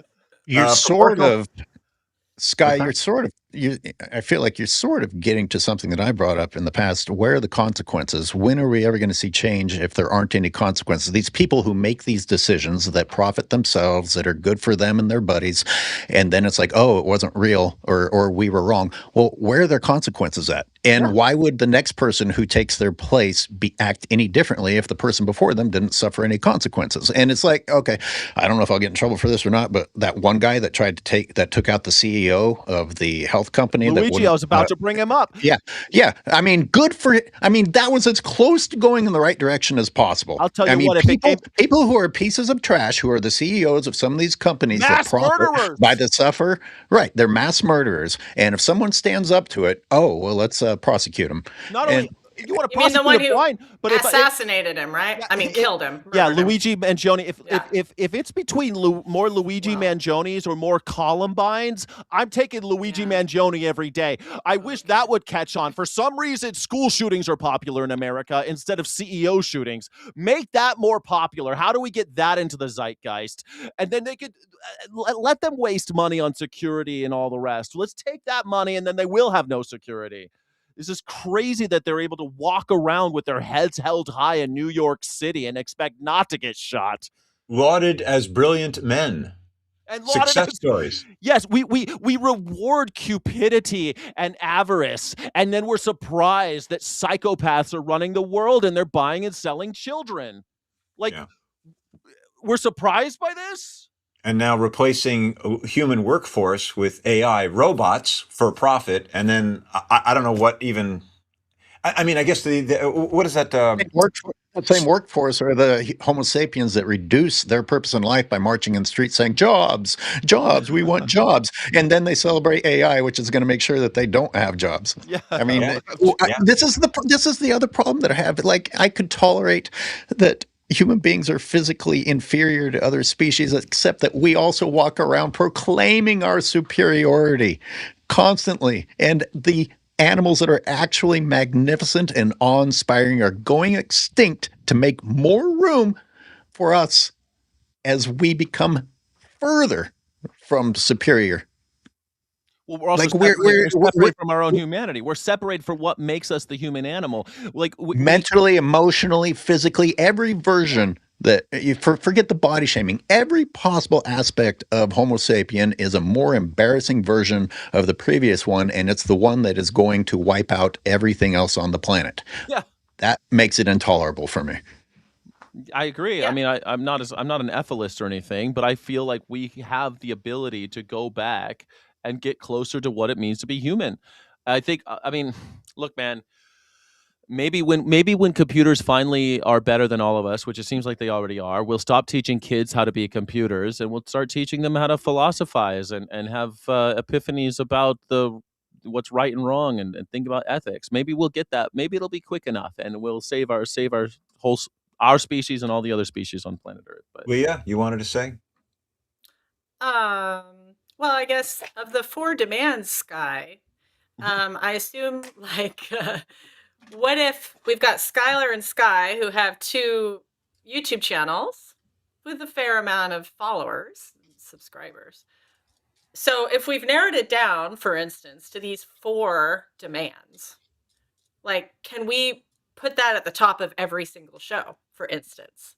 I mean, how do we get the organizers of 4 Kings and the masses of millions and billions of people behind not just showing up at a scheduled time without bullhorns and being nice from like 10 to 4 or whatever on a Saturday? You know, how do we get them to have an actual goal at the end of it that isn't just on the weekends, I'm going to protest with my sign? with a sign that says, make sure the sign is pithy and cute and doesn't really say anything. Well, this is what we need the signs to say, right? Are these demands? So we need May to Day is start getting coming a up. collective coalition behind these demands. So we as worthless as you think No Kings was, and maybe it was, I feel like not having No Kings would be even worse. Like complete complicity and just not even saying we have no problem with any of this is even worse. Like Jack, I know it made you feel a little bit better that some people are like, well, maybe humans don't know how to improve things, but at least that some people think that we should improve is better than just fuck it, whatever. Thank We have the energy behind it. We just have to funnel that energy into actually a collective demand, not just, right? So get all that excitement that people are experiencing. They're feeling a connection with their fellow humans around just being against this one tyrant. Well, now we start to educate them about it's not just this one tyrant, right? And now we start to make these universal demands that every human being deserves as part of it. Manaboy, I just wanted there's a little back and forth with a troll. I just so advocate. Don't waste your time. It's coming from the guy who loves to engage the trolls. so let me explain. If you take one troll and invite him on, which this guy won't do, I'm just reading his comments. It's just sniping low level stuff. It's a distraction. I agree with your recipe. If you can get one person who actually wants to engage, which this guy doesn't, it's actually useful because then you can dismantle the argument real quickly. Sky engages the trolls every day on your show, right? Here and there. I see. I just appreciate differently. Intelligent, caring man or woman, doesn't matter which, and like don't waste your energy there. It's just it's sucking you away from hopefully a better conversation. The 4 points. Dismantle. Yeah, the important things we were saying. You weren't listening to the important things we were saying. I was agreeing with you, Skyler, and your people in the comments. So it's a joke. I came away realizing, wow, the ruling class or the system would have you divided, pitted against each other, and feeling alone and disempowered and separate. It's all futile. And of course, going really dark like this can also make you feel that way. I like having the 4 points. I always want to go to action. That's my way of denying it, right, Sky? Just like, give me something to do. Well, that's what I just brought up. And I agree with you. So I wanted to say, and we have on May Day, 1 month from today, April Fool's Day, there is going to be some sort of an action, and this, is a good place anywhere to pitch it. Dismantle the Electoral College. I mean, we say what we want, as pie in the sky as this is. Proportional Senate, overturn Citizens United, and what was the 4th point you had, Sky? Ratify the ERA, the Equal Rights Amendment. ERA ratification. Okay, I think you can probably come up with better if we do. But I like Leah. Like, I was trying to be real modest here. I mean, I'm trying to say, like, you asked me for reasonable demands. Those are my reasonable demands, right? Yeah. My real demand is dismantle capitalism and all the rest. But like, Jack, I don't want to say that like I want to belittle people who go out to these things, and I think it is important for, first of all, community to try to find your tribe, to try to find people that are like-minded. But the problem is that you won't find that very much there, and they're not really. What you'll find is a lot of people who are afraid of loud noises and just feel like they have to do something, and like what Sky was saying, like they just feel like they gotta do something, and isn't that terrible? That's what we got. That's what we have. Like, there's got to be something. So I have. Well, now I'm going to quote on Honest Doubter, like the persistent what is it about the need to be perfect is the enemy of good? Like now you don't want people to even like show that they're unhappy because we don't have a plan. I didn't say that. I don't add a plan. Add a plan to the momentum that we've already got going. Ooh, me? I've got a lot of plans. No, not you. All of us together. That's what I'm saying. We get these demands. We start with these demands, right? Start with what you want, even if it's kind of a little bit of a compromise and not like the full-on overturning of the entire system. But it's the beginning of the overturning of the entire system. Democratic or Republican. By amplifying these demands. And right? all these people, every time I went to like a Tesla takedown or one of these things like a No King, I spoke at a No Kings rally. I was on a stage at a No Kings rally. And afterwards, what are they doing? They're eating chicken wings. They got big banquet trays of chicken wings and dead animals. Like, what are we doing here? Like, okay, so back to it's not a justice movement. Okay, Democrats and Republicans, it's both pretty bad because why? Because they're both run by corporations, right? Yeah, and so, which brings me back to the consequences. If these people who are running these corporations, who are obviously buying our politicians who are supposed to represent us, if they keep getting away with that, and no one, I mean, what is the action to take? What is that? What should we do? Because I would go so far as, like you said, oh, don't point at the fat person or the non-vegan, and I would almost say, don't even point at the politician, because at this point, the corporations are running the politicians. Maybe we should be looking at the actual billionaires. Well, okay, we've reached the point where the billionaires are the politicians also. That's pretty scary. And it's been that way for a long time. Since the signing of the Constitution, it's been yeoman farmers and slave owners. You know, these were the billionaires of their times, and nothing really has changed. We've had slight changes. I mean, now the Senate isn't chosen by state legislature, it's chosen by the people. I mean, that's a positive direction with more democracy. So we have had some progress, but we're not going to tear down the master's house with the master's tools. We've got to get out in the street. You know, they didn't get the Civil Rights Act. Democrats didn't just decide they were going to give black people rights. They had people in the streets making threats, walking around with guns. People were harmed. And that's how change happened. It's like the Civil War, man. Yeah, good example. Yeah. So you want no kings with guns? I mean, I mean, sure. No. 8 million armed Americans going, and I mean, I guarantee you they wouldn't fly these Apache helicopters thinking that they got big dicks like they did in Memphis. With Apache helicopters flying over No Kings protests in order to intimidate them. You had. Yeah, take 8 million peaceful protesters and arm them. A winning solution. There'll be no kickback on that from the government. That's a great idea, boys. Just on day one. Oh, come on. Well, except that the other side's allowed to do it. Why about squirrels? Why do we allow the state to have a monopoly on violence? Why do we allow the state to have a monopoly on free speech? Only they are allowed to say what they want. Only they're allowed to be violent. You can say what you want right here in this tiny little echo chamber here, but we can push it out. I agree with Leah's thing. I keep going back to practical next steps. That's the way my mind works, and I mean, it's great. We have to talk about all this stuff, and also then what do we do? And we make demands, okay, and so we need to amplify these demands and make, right, so that more people hear that, oh, right, we need to actually have a call to action if we're having these mass rallies. I think there's another thing that's a little bit more abstract, and you're probably going to hate me, but something that a lot of animal rights activists, animal rights organizations don't do at all. They say, you know, this is bad. Okay, great, it is bad. But we don't ever teach people how to think about it. We say things like slavery is bad, racism is bad, speciesism, animal torture is bad, but we don't tell people how to think about it. Ask the average person if slavery is bad, they'll say yes. Ask them why, and they go, oh. Right, I agree. You know, they'll say, why is animal torture bad? Well, it's because we don't teach them anything. We don't teach them critical thinking. So if we could, you know, step back just before demands, we have to be talking about how we're actually going to how we're going to talk about these issues. Yes. And that's what I thought we were going to talk about today. Yeah. A little bit. We got down the next road, but I mean, human supremacy, right?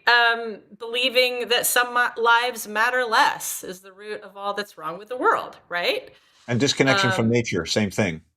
Sure. I think Just some people can. Elevating the human species above other beyond human kin, right? And our connection and brotherhood. Yeah, it's rape culture, domination culture. It's a culture of domination. It's oppression.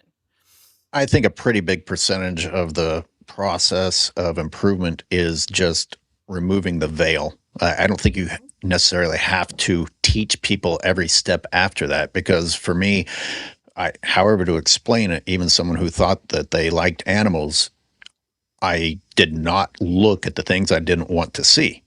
And once I finally was just like, whoa, wait a minute. I have literally been lying to myself. I didn't need people to walk me through the rest of the steps. I was like, now that I'm not lying, now that I'm not hiding behind this giant curtain, I'm like, everything else just kind of falls into place, or at least for me. You were older though. You had a more mature mind. If you're talking to a 19-year-old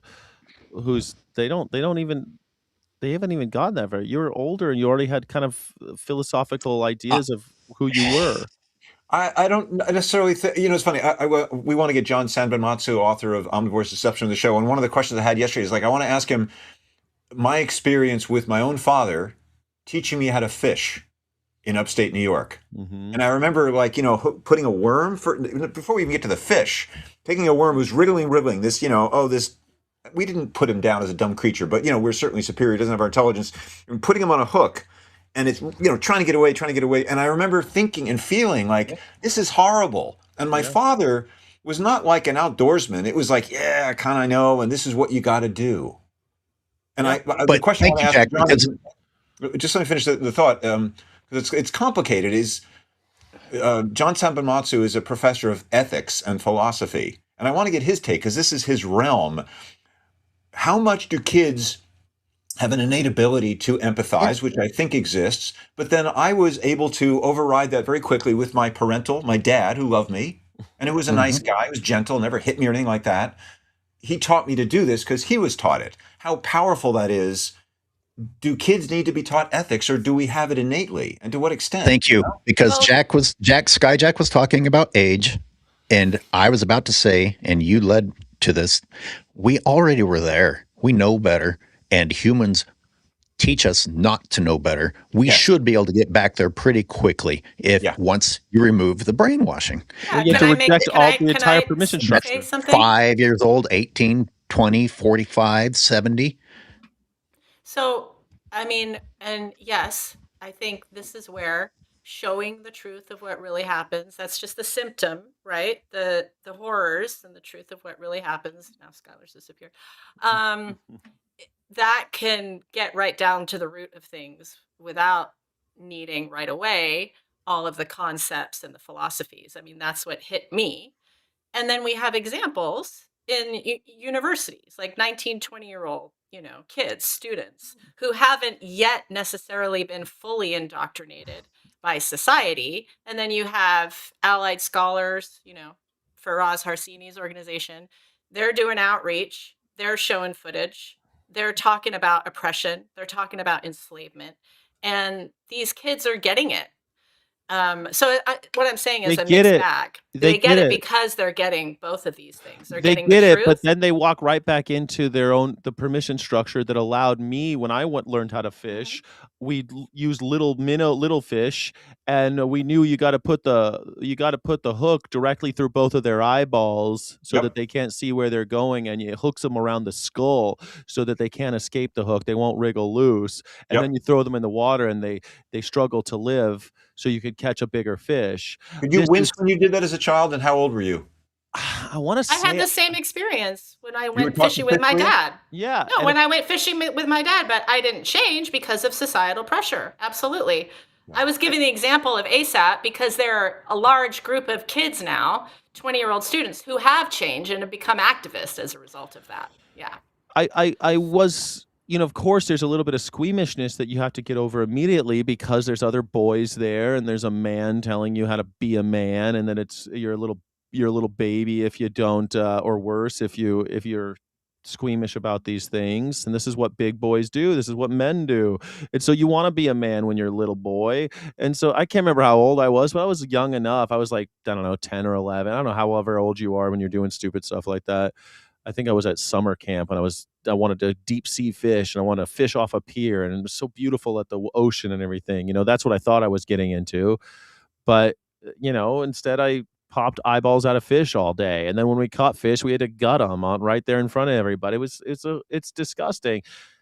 But that squeamishness is dismissed because you have to overcome that. Just like the people who shoot deer, they put the blood on their faces and shit to make them like get over it. It's a ritual, and we're gonna combat that with, we're like catchers in the rye. We can't fight that.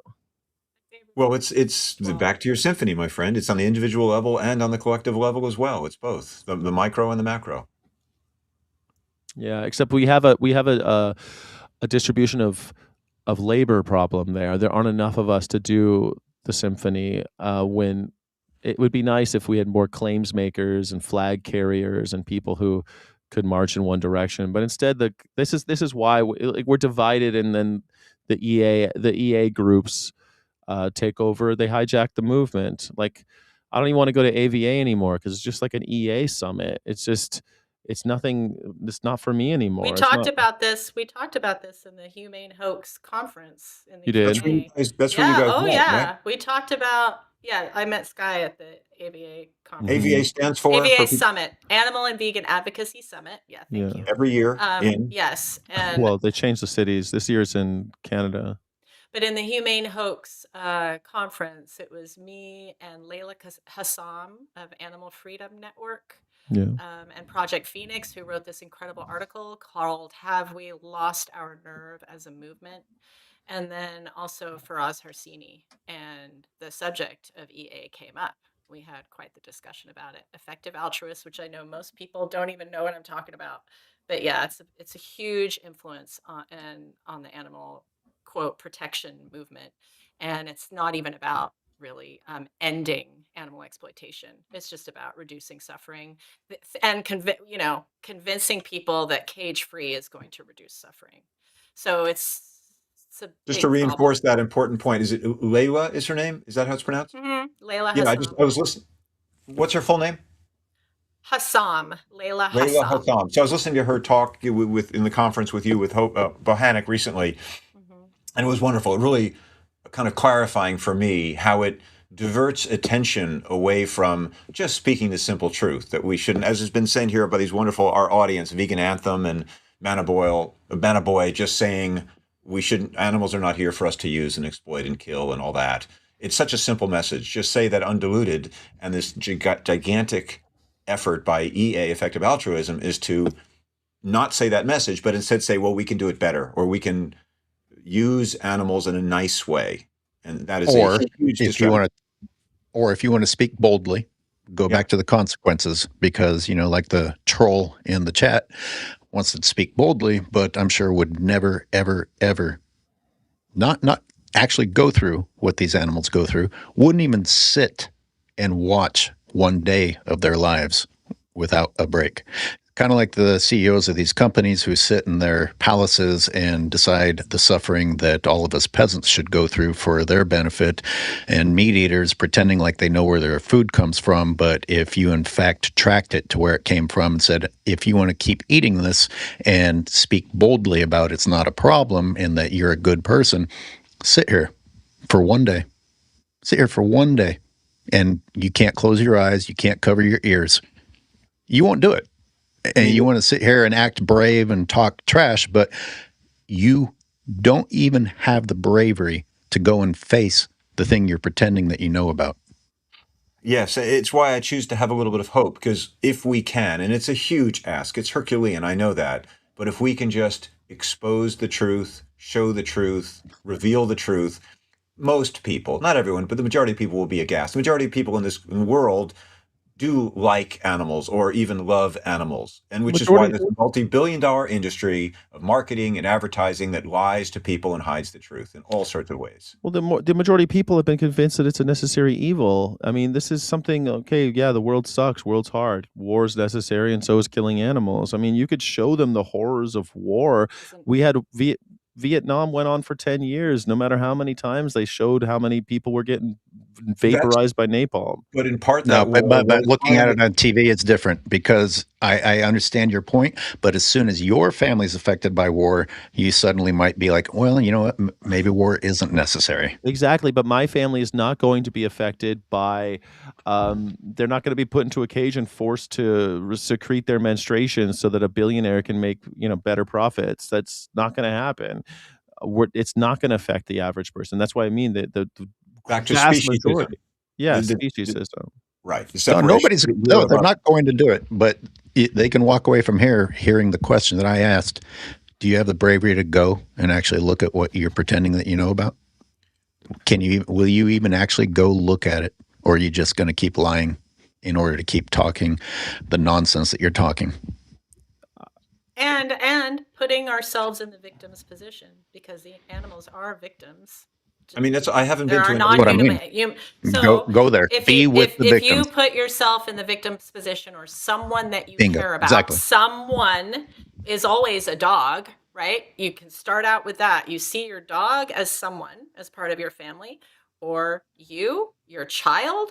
Animals are innocent, just like children. You put someone you care about or yourself in the victim's position. How urgently would you want it to end? That's how I like to talk about it with people. That's one way. So it's not removing accountability, but it's also not removing the accountability of the system and the brainwashing and the marketing lies that is on top of all of it. But also, why do I work so hard and go to my job and succumb to this dictatorship at my job and work 10 hours a day and let some asshole tell me what to do? The money buys me the comfort of not having to do any of the things you just described.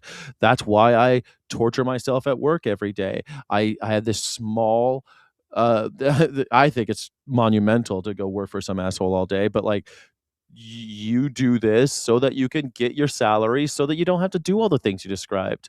That's why I go to work. That's why I have to experience that discomfort, so that I don't have to experience the greater discomfort of having to kill an animal by myself or having to hunt an animal or whatever it is.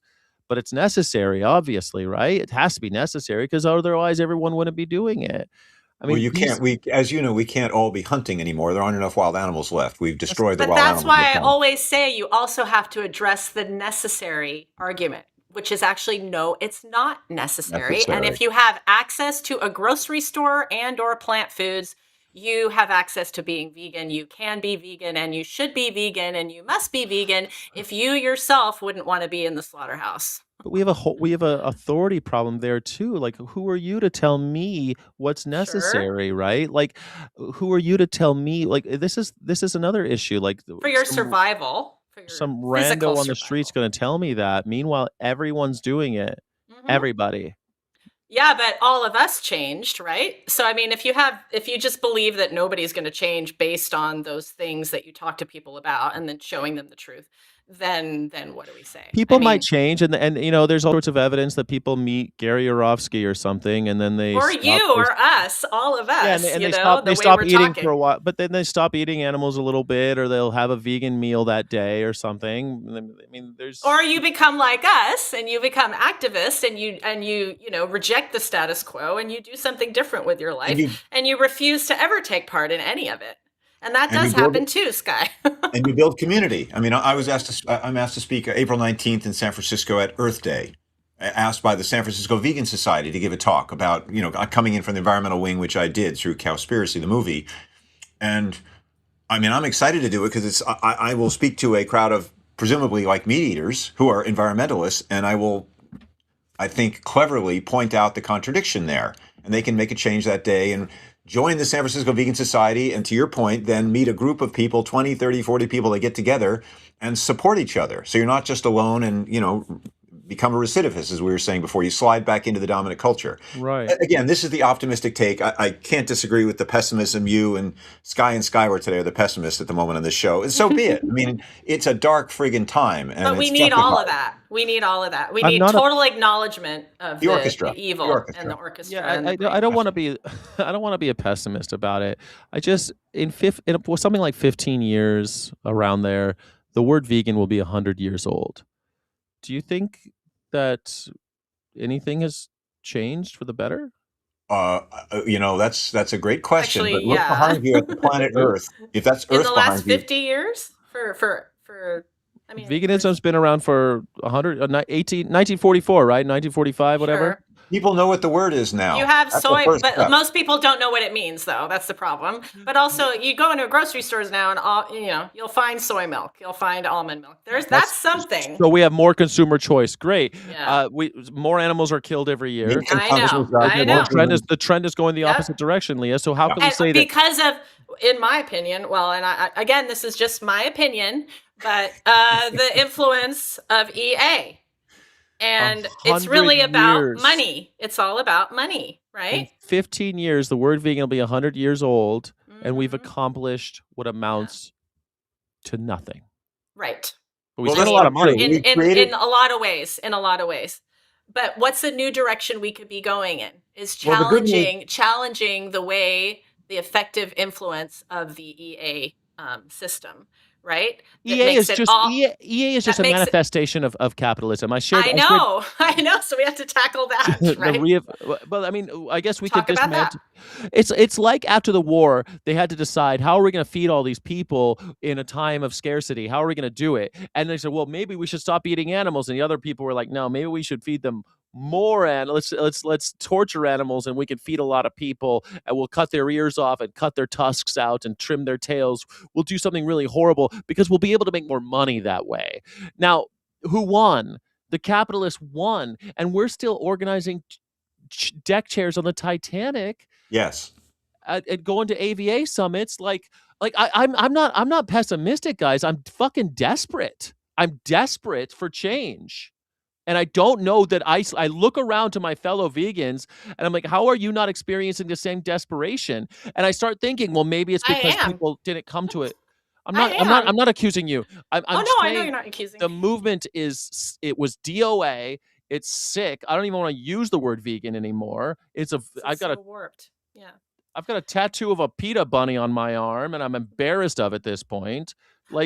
Sky, have you heard of Impact Reimagined? Because check it out, impactreimagined.org. And it's challenging all of this, everything that you just talked about. It's just like we've got these big... For vegans and animal rights activists to start going in a different direction. So how do you mean? What is it challenging? What is it saying, Leah? It's challenging EA and capitalism and not questioning the leadership and being open to new creative ways of challenging oppression and talking about it. What's the name of the org again? Impact Reimagined. And there was one woman who, she's a co-founder of it, and she gave a talk, actually, Sky, surprisingly, at the ABA Summit Latin America. And it was about EA. Like, shocking.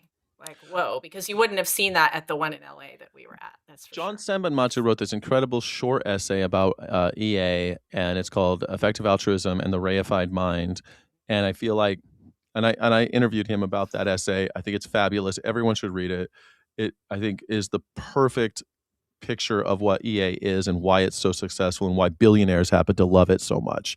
Yep. But I'm not covering my tattoo, Ben, because the tattoo reminds me of when I was on the road and trying to do something for the animals. It reminds me of a time when I went to 70 universities and on hundreds of cities and did all that on the road of, trying to fight for animals. And PETA helped me do that. So I'm thankful and I'm grateful for that opportunity.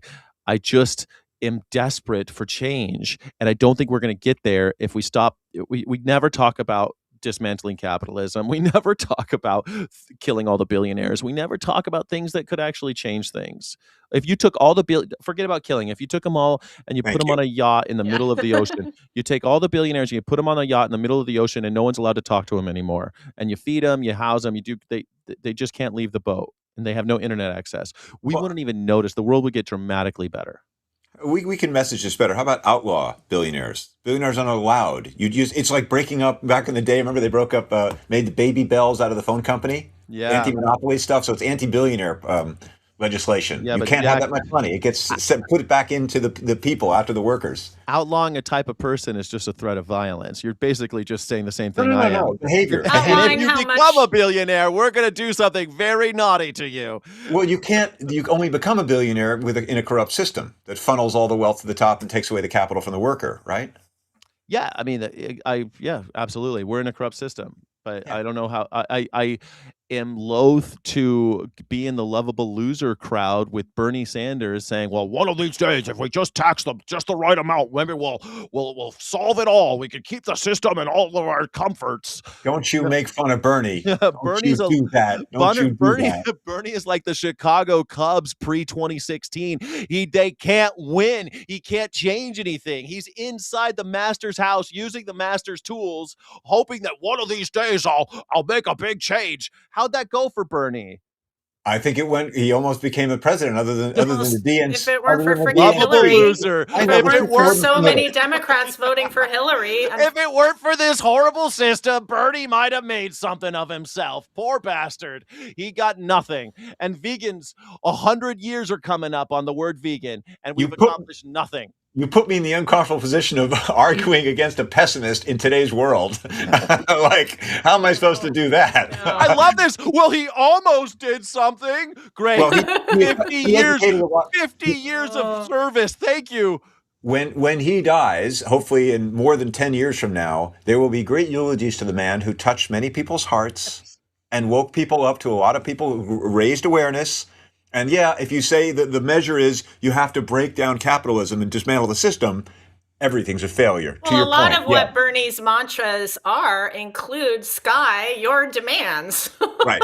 It's just unfortunately it hasn't reached enough people. If Bernie, if Bernie had the snowball's chance in hell of affecting any kind of change, they would have killed him by now. FBI would have killed him in his sleep like Fred Hampton. And we know when you get when you start talking about wealth distribution, you get a big enough audience, you end up dead. Sure, but that's what we have to talk about, right? But we're not allowed to talk about killing billionaires. That's only they're allowed to kill us. We're not allowed to even talk about killing them. Like in the superhero movies, yeah, the bad guys are free to do whatever, and the good guys have to play by the rules. And I agree with that, actually. But Superhero movies are a fascist propaganda. We all have to beg for a savior to do something. We can't do it ourselves. We need a rich billionaire to do it. It's not quite that simplistic, and I know you're not either. You would never advance something so simplistic, but The Matrix was an incredibly violent movie glorifying guns, right? I mean, the guy's going around with a leather and just killing everything, but it's Sky's okay. They're a gun not real. owner. Sky's a gun owner. And I woke You up guys on The could Matrix. get into The it Matrix. about guns. Okay, that's another conversation. Thank you, Leah. But The Matrix actually also had a meta message there about wake up from this crazy system. It was not just one thing. It was quite a construct. Do we want our host Skyler to contribute? Skyler, is there something you'd like to say? No. The Matrix loose in the room to go crazy. The Matrix still had a chosen one and a prophecy, and we can't actually wake up from the system. We have to beg for the chosen one to wake us up. If only someone else would come from the sky, baby Jesus, come to the sky and wake us all up and lead us to the promised land. The truth is, we need to lead ourselves to the promised land. We need to wake ourselves up. Of course, and how? How is the question? We need to collaborate and meet our neighbors and build communities, and yes, arm your friends. And you all need to learn that you need to be looking out for each other. Arm your friends. Look out for each other. I don't know about you can't hug with nuclear arms, honey, but you're not old enough to know that one. Would you rather have all your enemies with guns or your friends with guns? Because guess what? Your enemies already got them. Can I talk about squirrels? I love squirrels. That's I nuts. do too. There's one that comes around. We're calling him Chewy now because I do what you're not supposed to do. My backyard squirrel is kind of around. I put out bird seed, which you're not supposed to do. Don't feed the birds and tame the wildlife. But I love watching the golden crowned sparrows who are in a nearby tree. If I put a little bit of bird seed on the rail and they come all out, I get to watch them eat their bird seed, feeding the wild animals, which you're not supposed to do. And I just for reasons I can't explain, love watching those little birds on the railing do their little thing with their movements. I just find it totally endearing, opens my heart. Gets me out of this kind of dark conversation, Mr. Giant Spaceman. Way to change the subject. Thank you. Thank you. And then Mr. Squirrel comes around. And that guy is, picking on the food. So it's like, well, what would happen if I put out some peanuts? And I've got the point now where he eats the peanuts out of my hand, which is wrong. Don't you ever do this, people. This is bad. And he is so freaking adorable. Oh, my God. Why does that affect me so much? This beautiful guy. I would never dream of eating him or hurting him. I have a little squirrel friend who visits me, too. I'm absolutely in love with him. Out on your back deck? I would love it if can we just all acknowledge how much pain we're all in? We're all in a lot of freaking pain and a lot of fear. Can't I stay in my masculine anger and outrage? No, that's why you have me here. And and I just want to I don't know, man. Love is what it comes down to. And Sky, I know you agree with me because I've heard you talk about that. And there's just so many people in so much freaking pain right now. I mean, just in the last 3 days, 2 of my dear friends are, going through, I've been talking to a lot of people who are, in tears, including myself, and dealing with my own stuff, Anyway, there's just that too. Another argument for building community. You can't do it alone. You can't when the tide starts getting higher and you feel like you're drowning, you need to have someone else there to help you out of the storm, help you through it. And we keep on thinking you're going to go it alone. I'm going to live alone. I'm going to pay rent alone. I'm going to eat alone. I'm going to do everything. It's like, where did this come up? I feel like that's another bamboozling that's going on. You're better off alone. You don't need him. You don't need girls. You don't need guys. Like you hear this all the time now. What happened to loving each other? So that was what, for me on Saturday, I was among tens of thousands of strangers in San Francisco, and it was smiling and laughing and joyous. And to your point, I mean, I know, what do we accomplish and all that, but for me, it was so. There's a lot of value there. I'm not going to be poo-poo That's that. very You're right. important. You're right. Thank You're you. right. It was uplifting. Well, I appreciate that. And ultimately, I know what I experienced, and no one can talk me out of it. The value of being out in the streets and building community and making new friends, and everybody is happy and wow. I experienced the same thing in the 2 or 3 No Kings rallies that I attended, but I end up kind of frustrated and feeling the same way towards you. I guess the thing is, what is our mission? What are we saying, actually? And Jack, to your point, I mean, it's absolutely build community. Community is so important. I'm going to go to a book club tonight, right? And when I go to what's a book? It's called. No, what is a book? You say this word book. What is that? Yeah, that's when the police take you in for criminal behavior. They book them, Dano. It's anyway. I go to the book club and I have to go to dinner with them, and I do not like going to restaurants that serve animals. I don't like eating around people who are eating animals. Oh, so they're not vegans then, these people? No, it's not a vegan book club. It's a Barnes and Noble book club, but it's I want to be part of a community, so I go and I feel like I can build community. And the truth is, though, if there were 3 vegans at this book club, you could easily start talking. And I always bring it up, by the way. I always bring up the animals that are mentioned in the books and the food that's mentioned in the books. I guess with a book club, it's so innocuous. I feel like that is the type of community where you can actually build connections with people in this way that you're describing, where you can feel some kind of spiritual fulfillment and all of that. When it comes to these No Kings things, my problem is that it's not advertised as let's build community. Although that value is completely there, 100% agree with you on that. 100% agree with you on that. But that's not the ostensible purpose of it, right? The purpose of it is we're going to change something. Mm-hmm. But that's a lie. And that lie is something I can't stomach. Is it not the beginning, though, that at least it's gathering thousands and thousands of people together for some sort of, they don't even know what the message is, but for some sort of, okay, at least we're against this, right?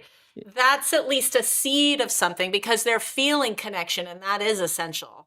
Except that's not what it's there for. It's not there for building connection. That's not the point of No Kings. The point of No Kings but it's an inevitable that's result a side effect. People start to feel that, though. There's a comment here, Pia for the Animals. I don't know what country she's in, but she says, I'm from a country, I assume now, or I guess where she came from. I'm from a country where people demonstrate a lot, and protests and demonstrations do change minds. I would say they also can open hearts. Yeah.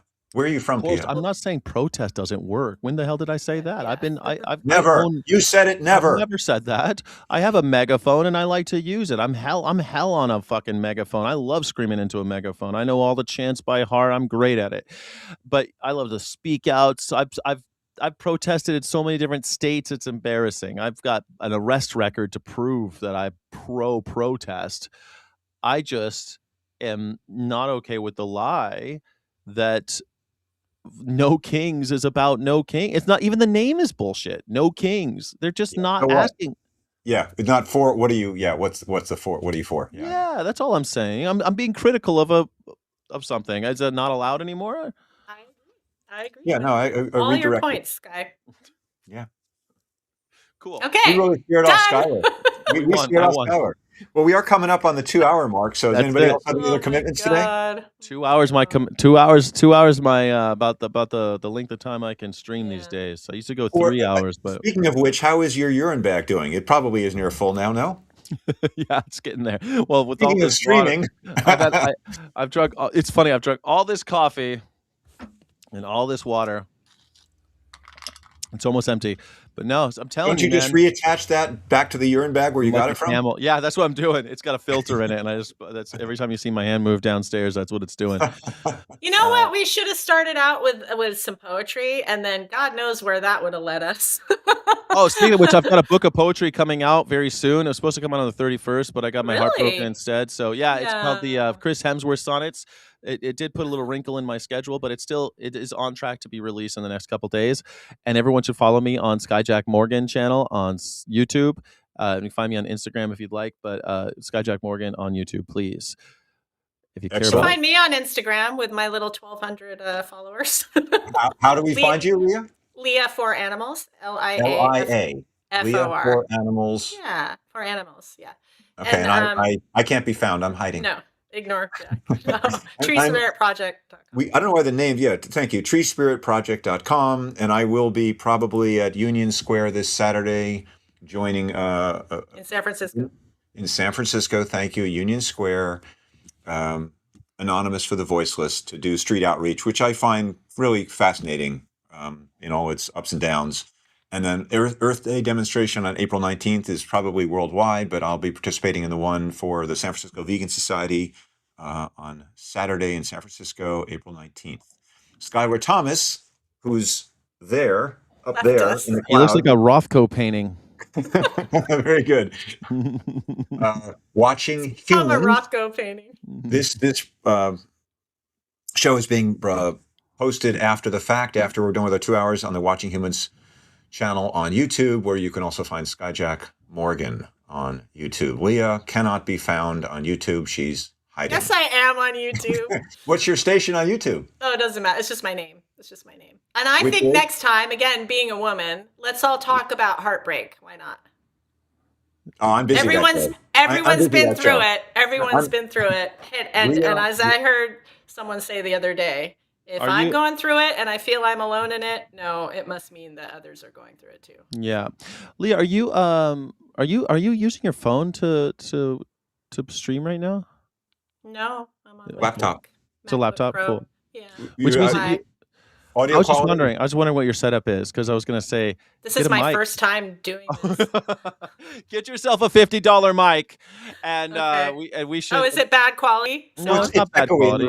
It's echoey in the room. But you could come on the show anytime. You do a lot of streaming. It's time. That's all I was going to say. No, I don't. I need to. I've seen love you to come on your show. a lot of times on streaming. What are you talking about on streaming? That's somebody else. No, I saw you with that thing that you did with Crystal. I saw you the thing that you did with. That's IDA. That's on IDA's platform. Okay, but I've seen you stream like multiple times on the internet. Yes. That's true. You talk on the internet. You should get. I just don't do it myself. I need to start my own YouTube. I'm not even suggesting that. You are a known entity, and it's time to invest a couple dollars, and you don't have to get something fancy like me. All right. Well, we'll talk. All right. Yes. You'll give me some tips. And then on Sunday you can come on my show. We'll talk about heartbreak with Diana. Love to.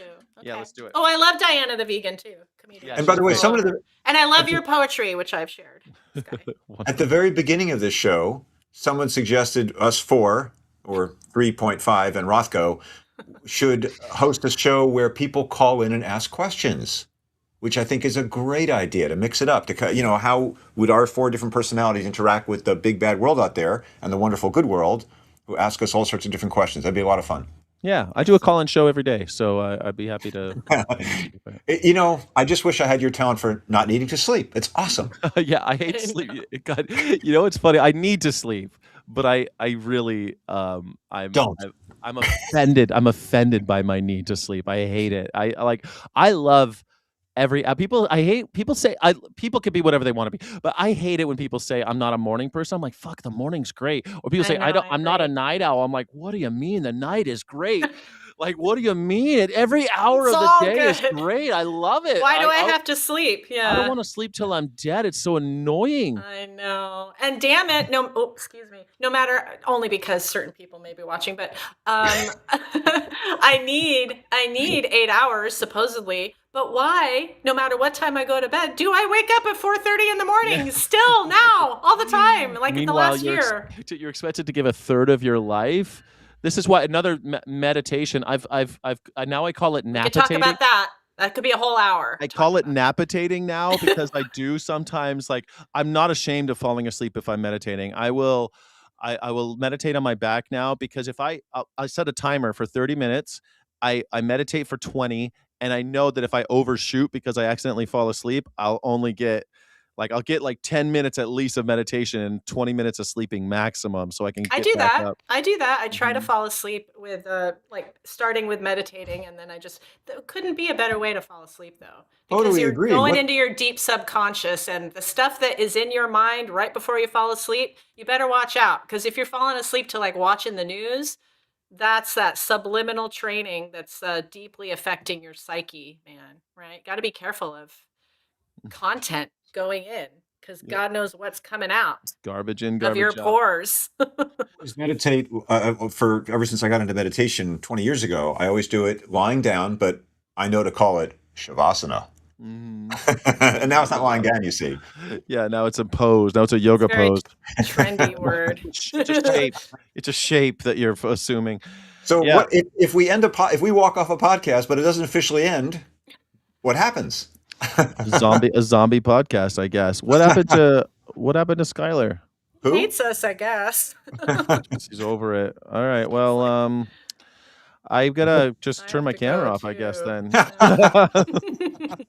So everybody, you go away now. We're going to leave too. Thank you so much for tuning in. We will see you next Tuesday as normal on the SkyJack Show without the wonderful Lia Wilbourn and SkyJack Morgan, but you can watch them on their respective channels. SkyJack Morgan on YouTube, Lia Wilbourn everywhere. Do you want to be with a new microphone soon?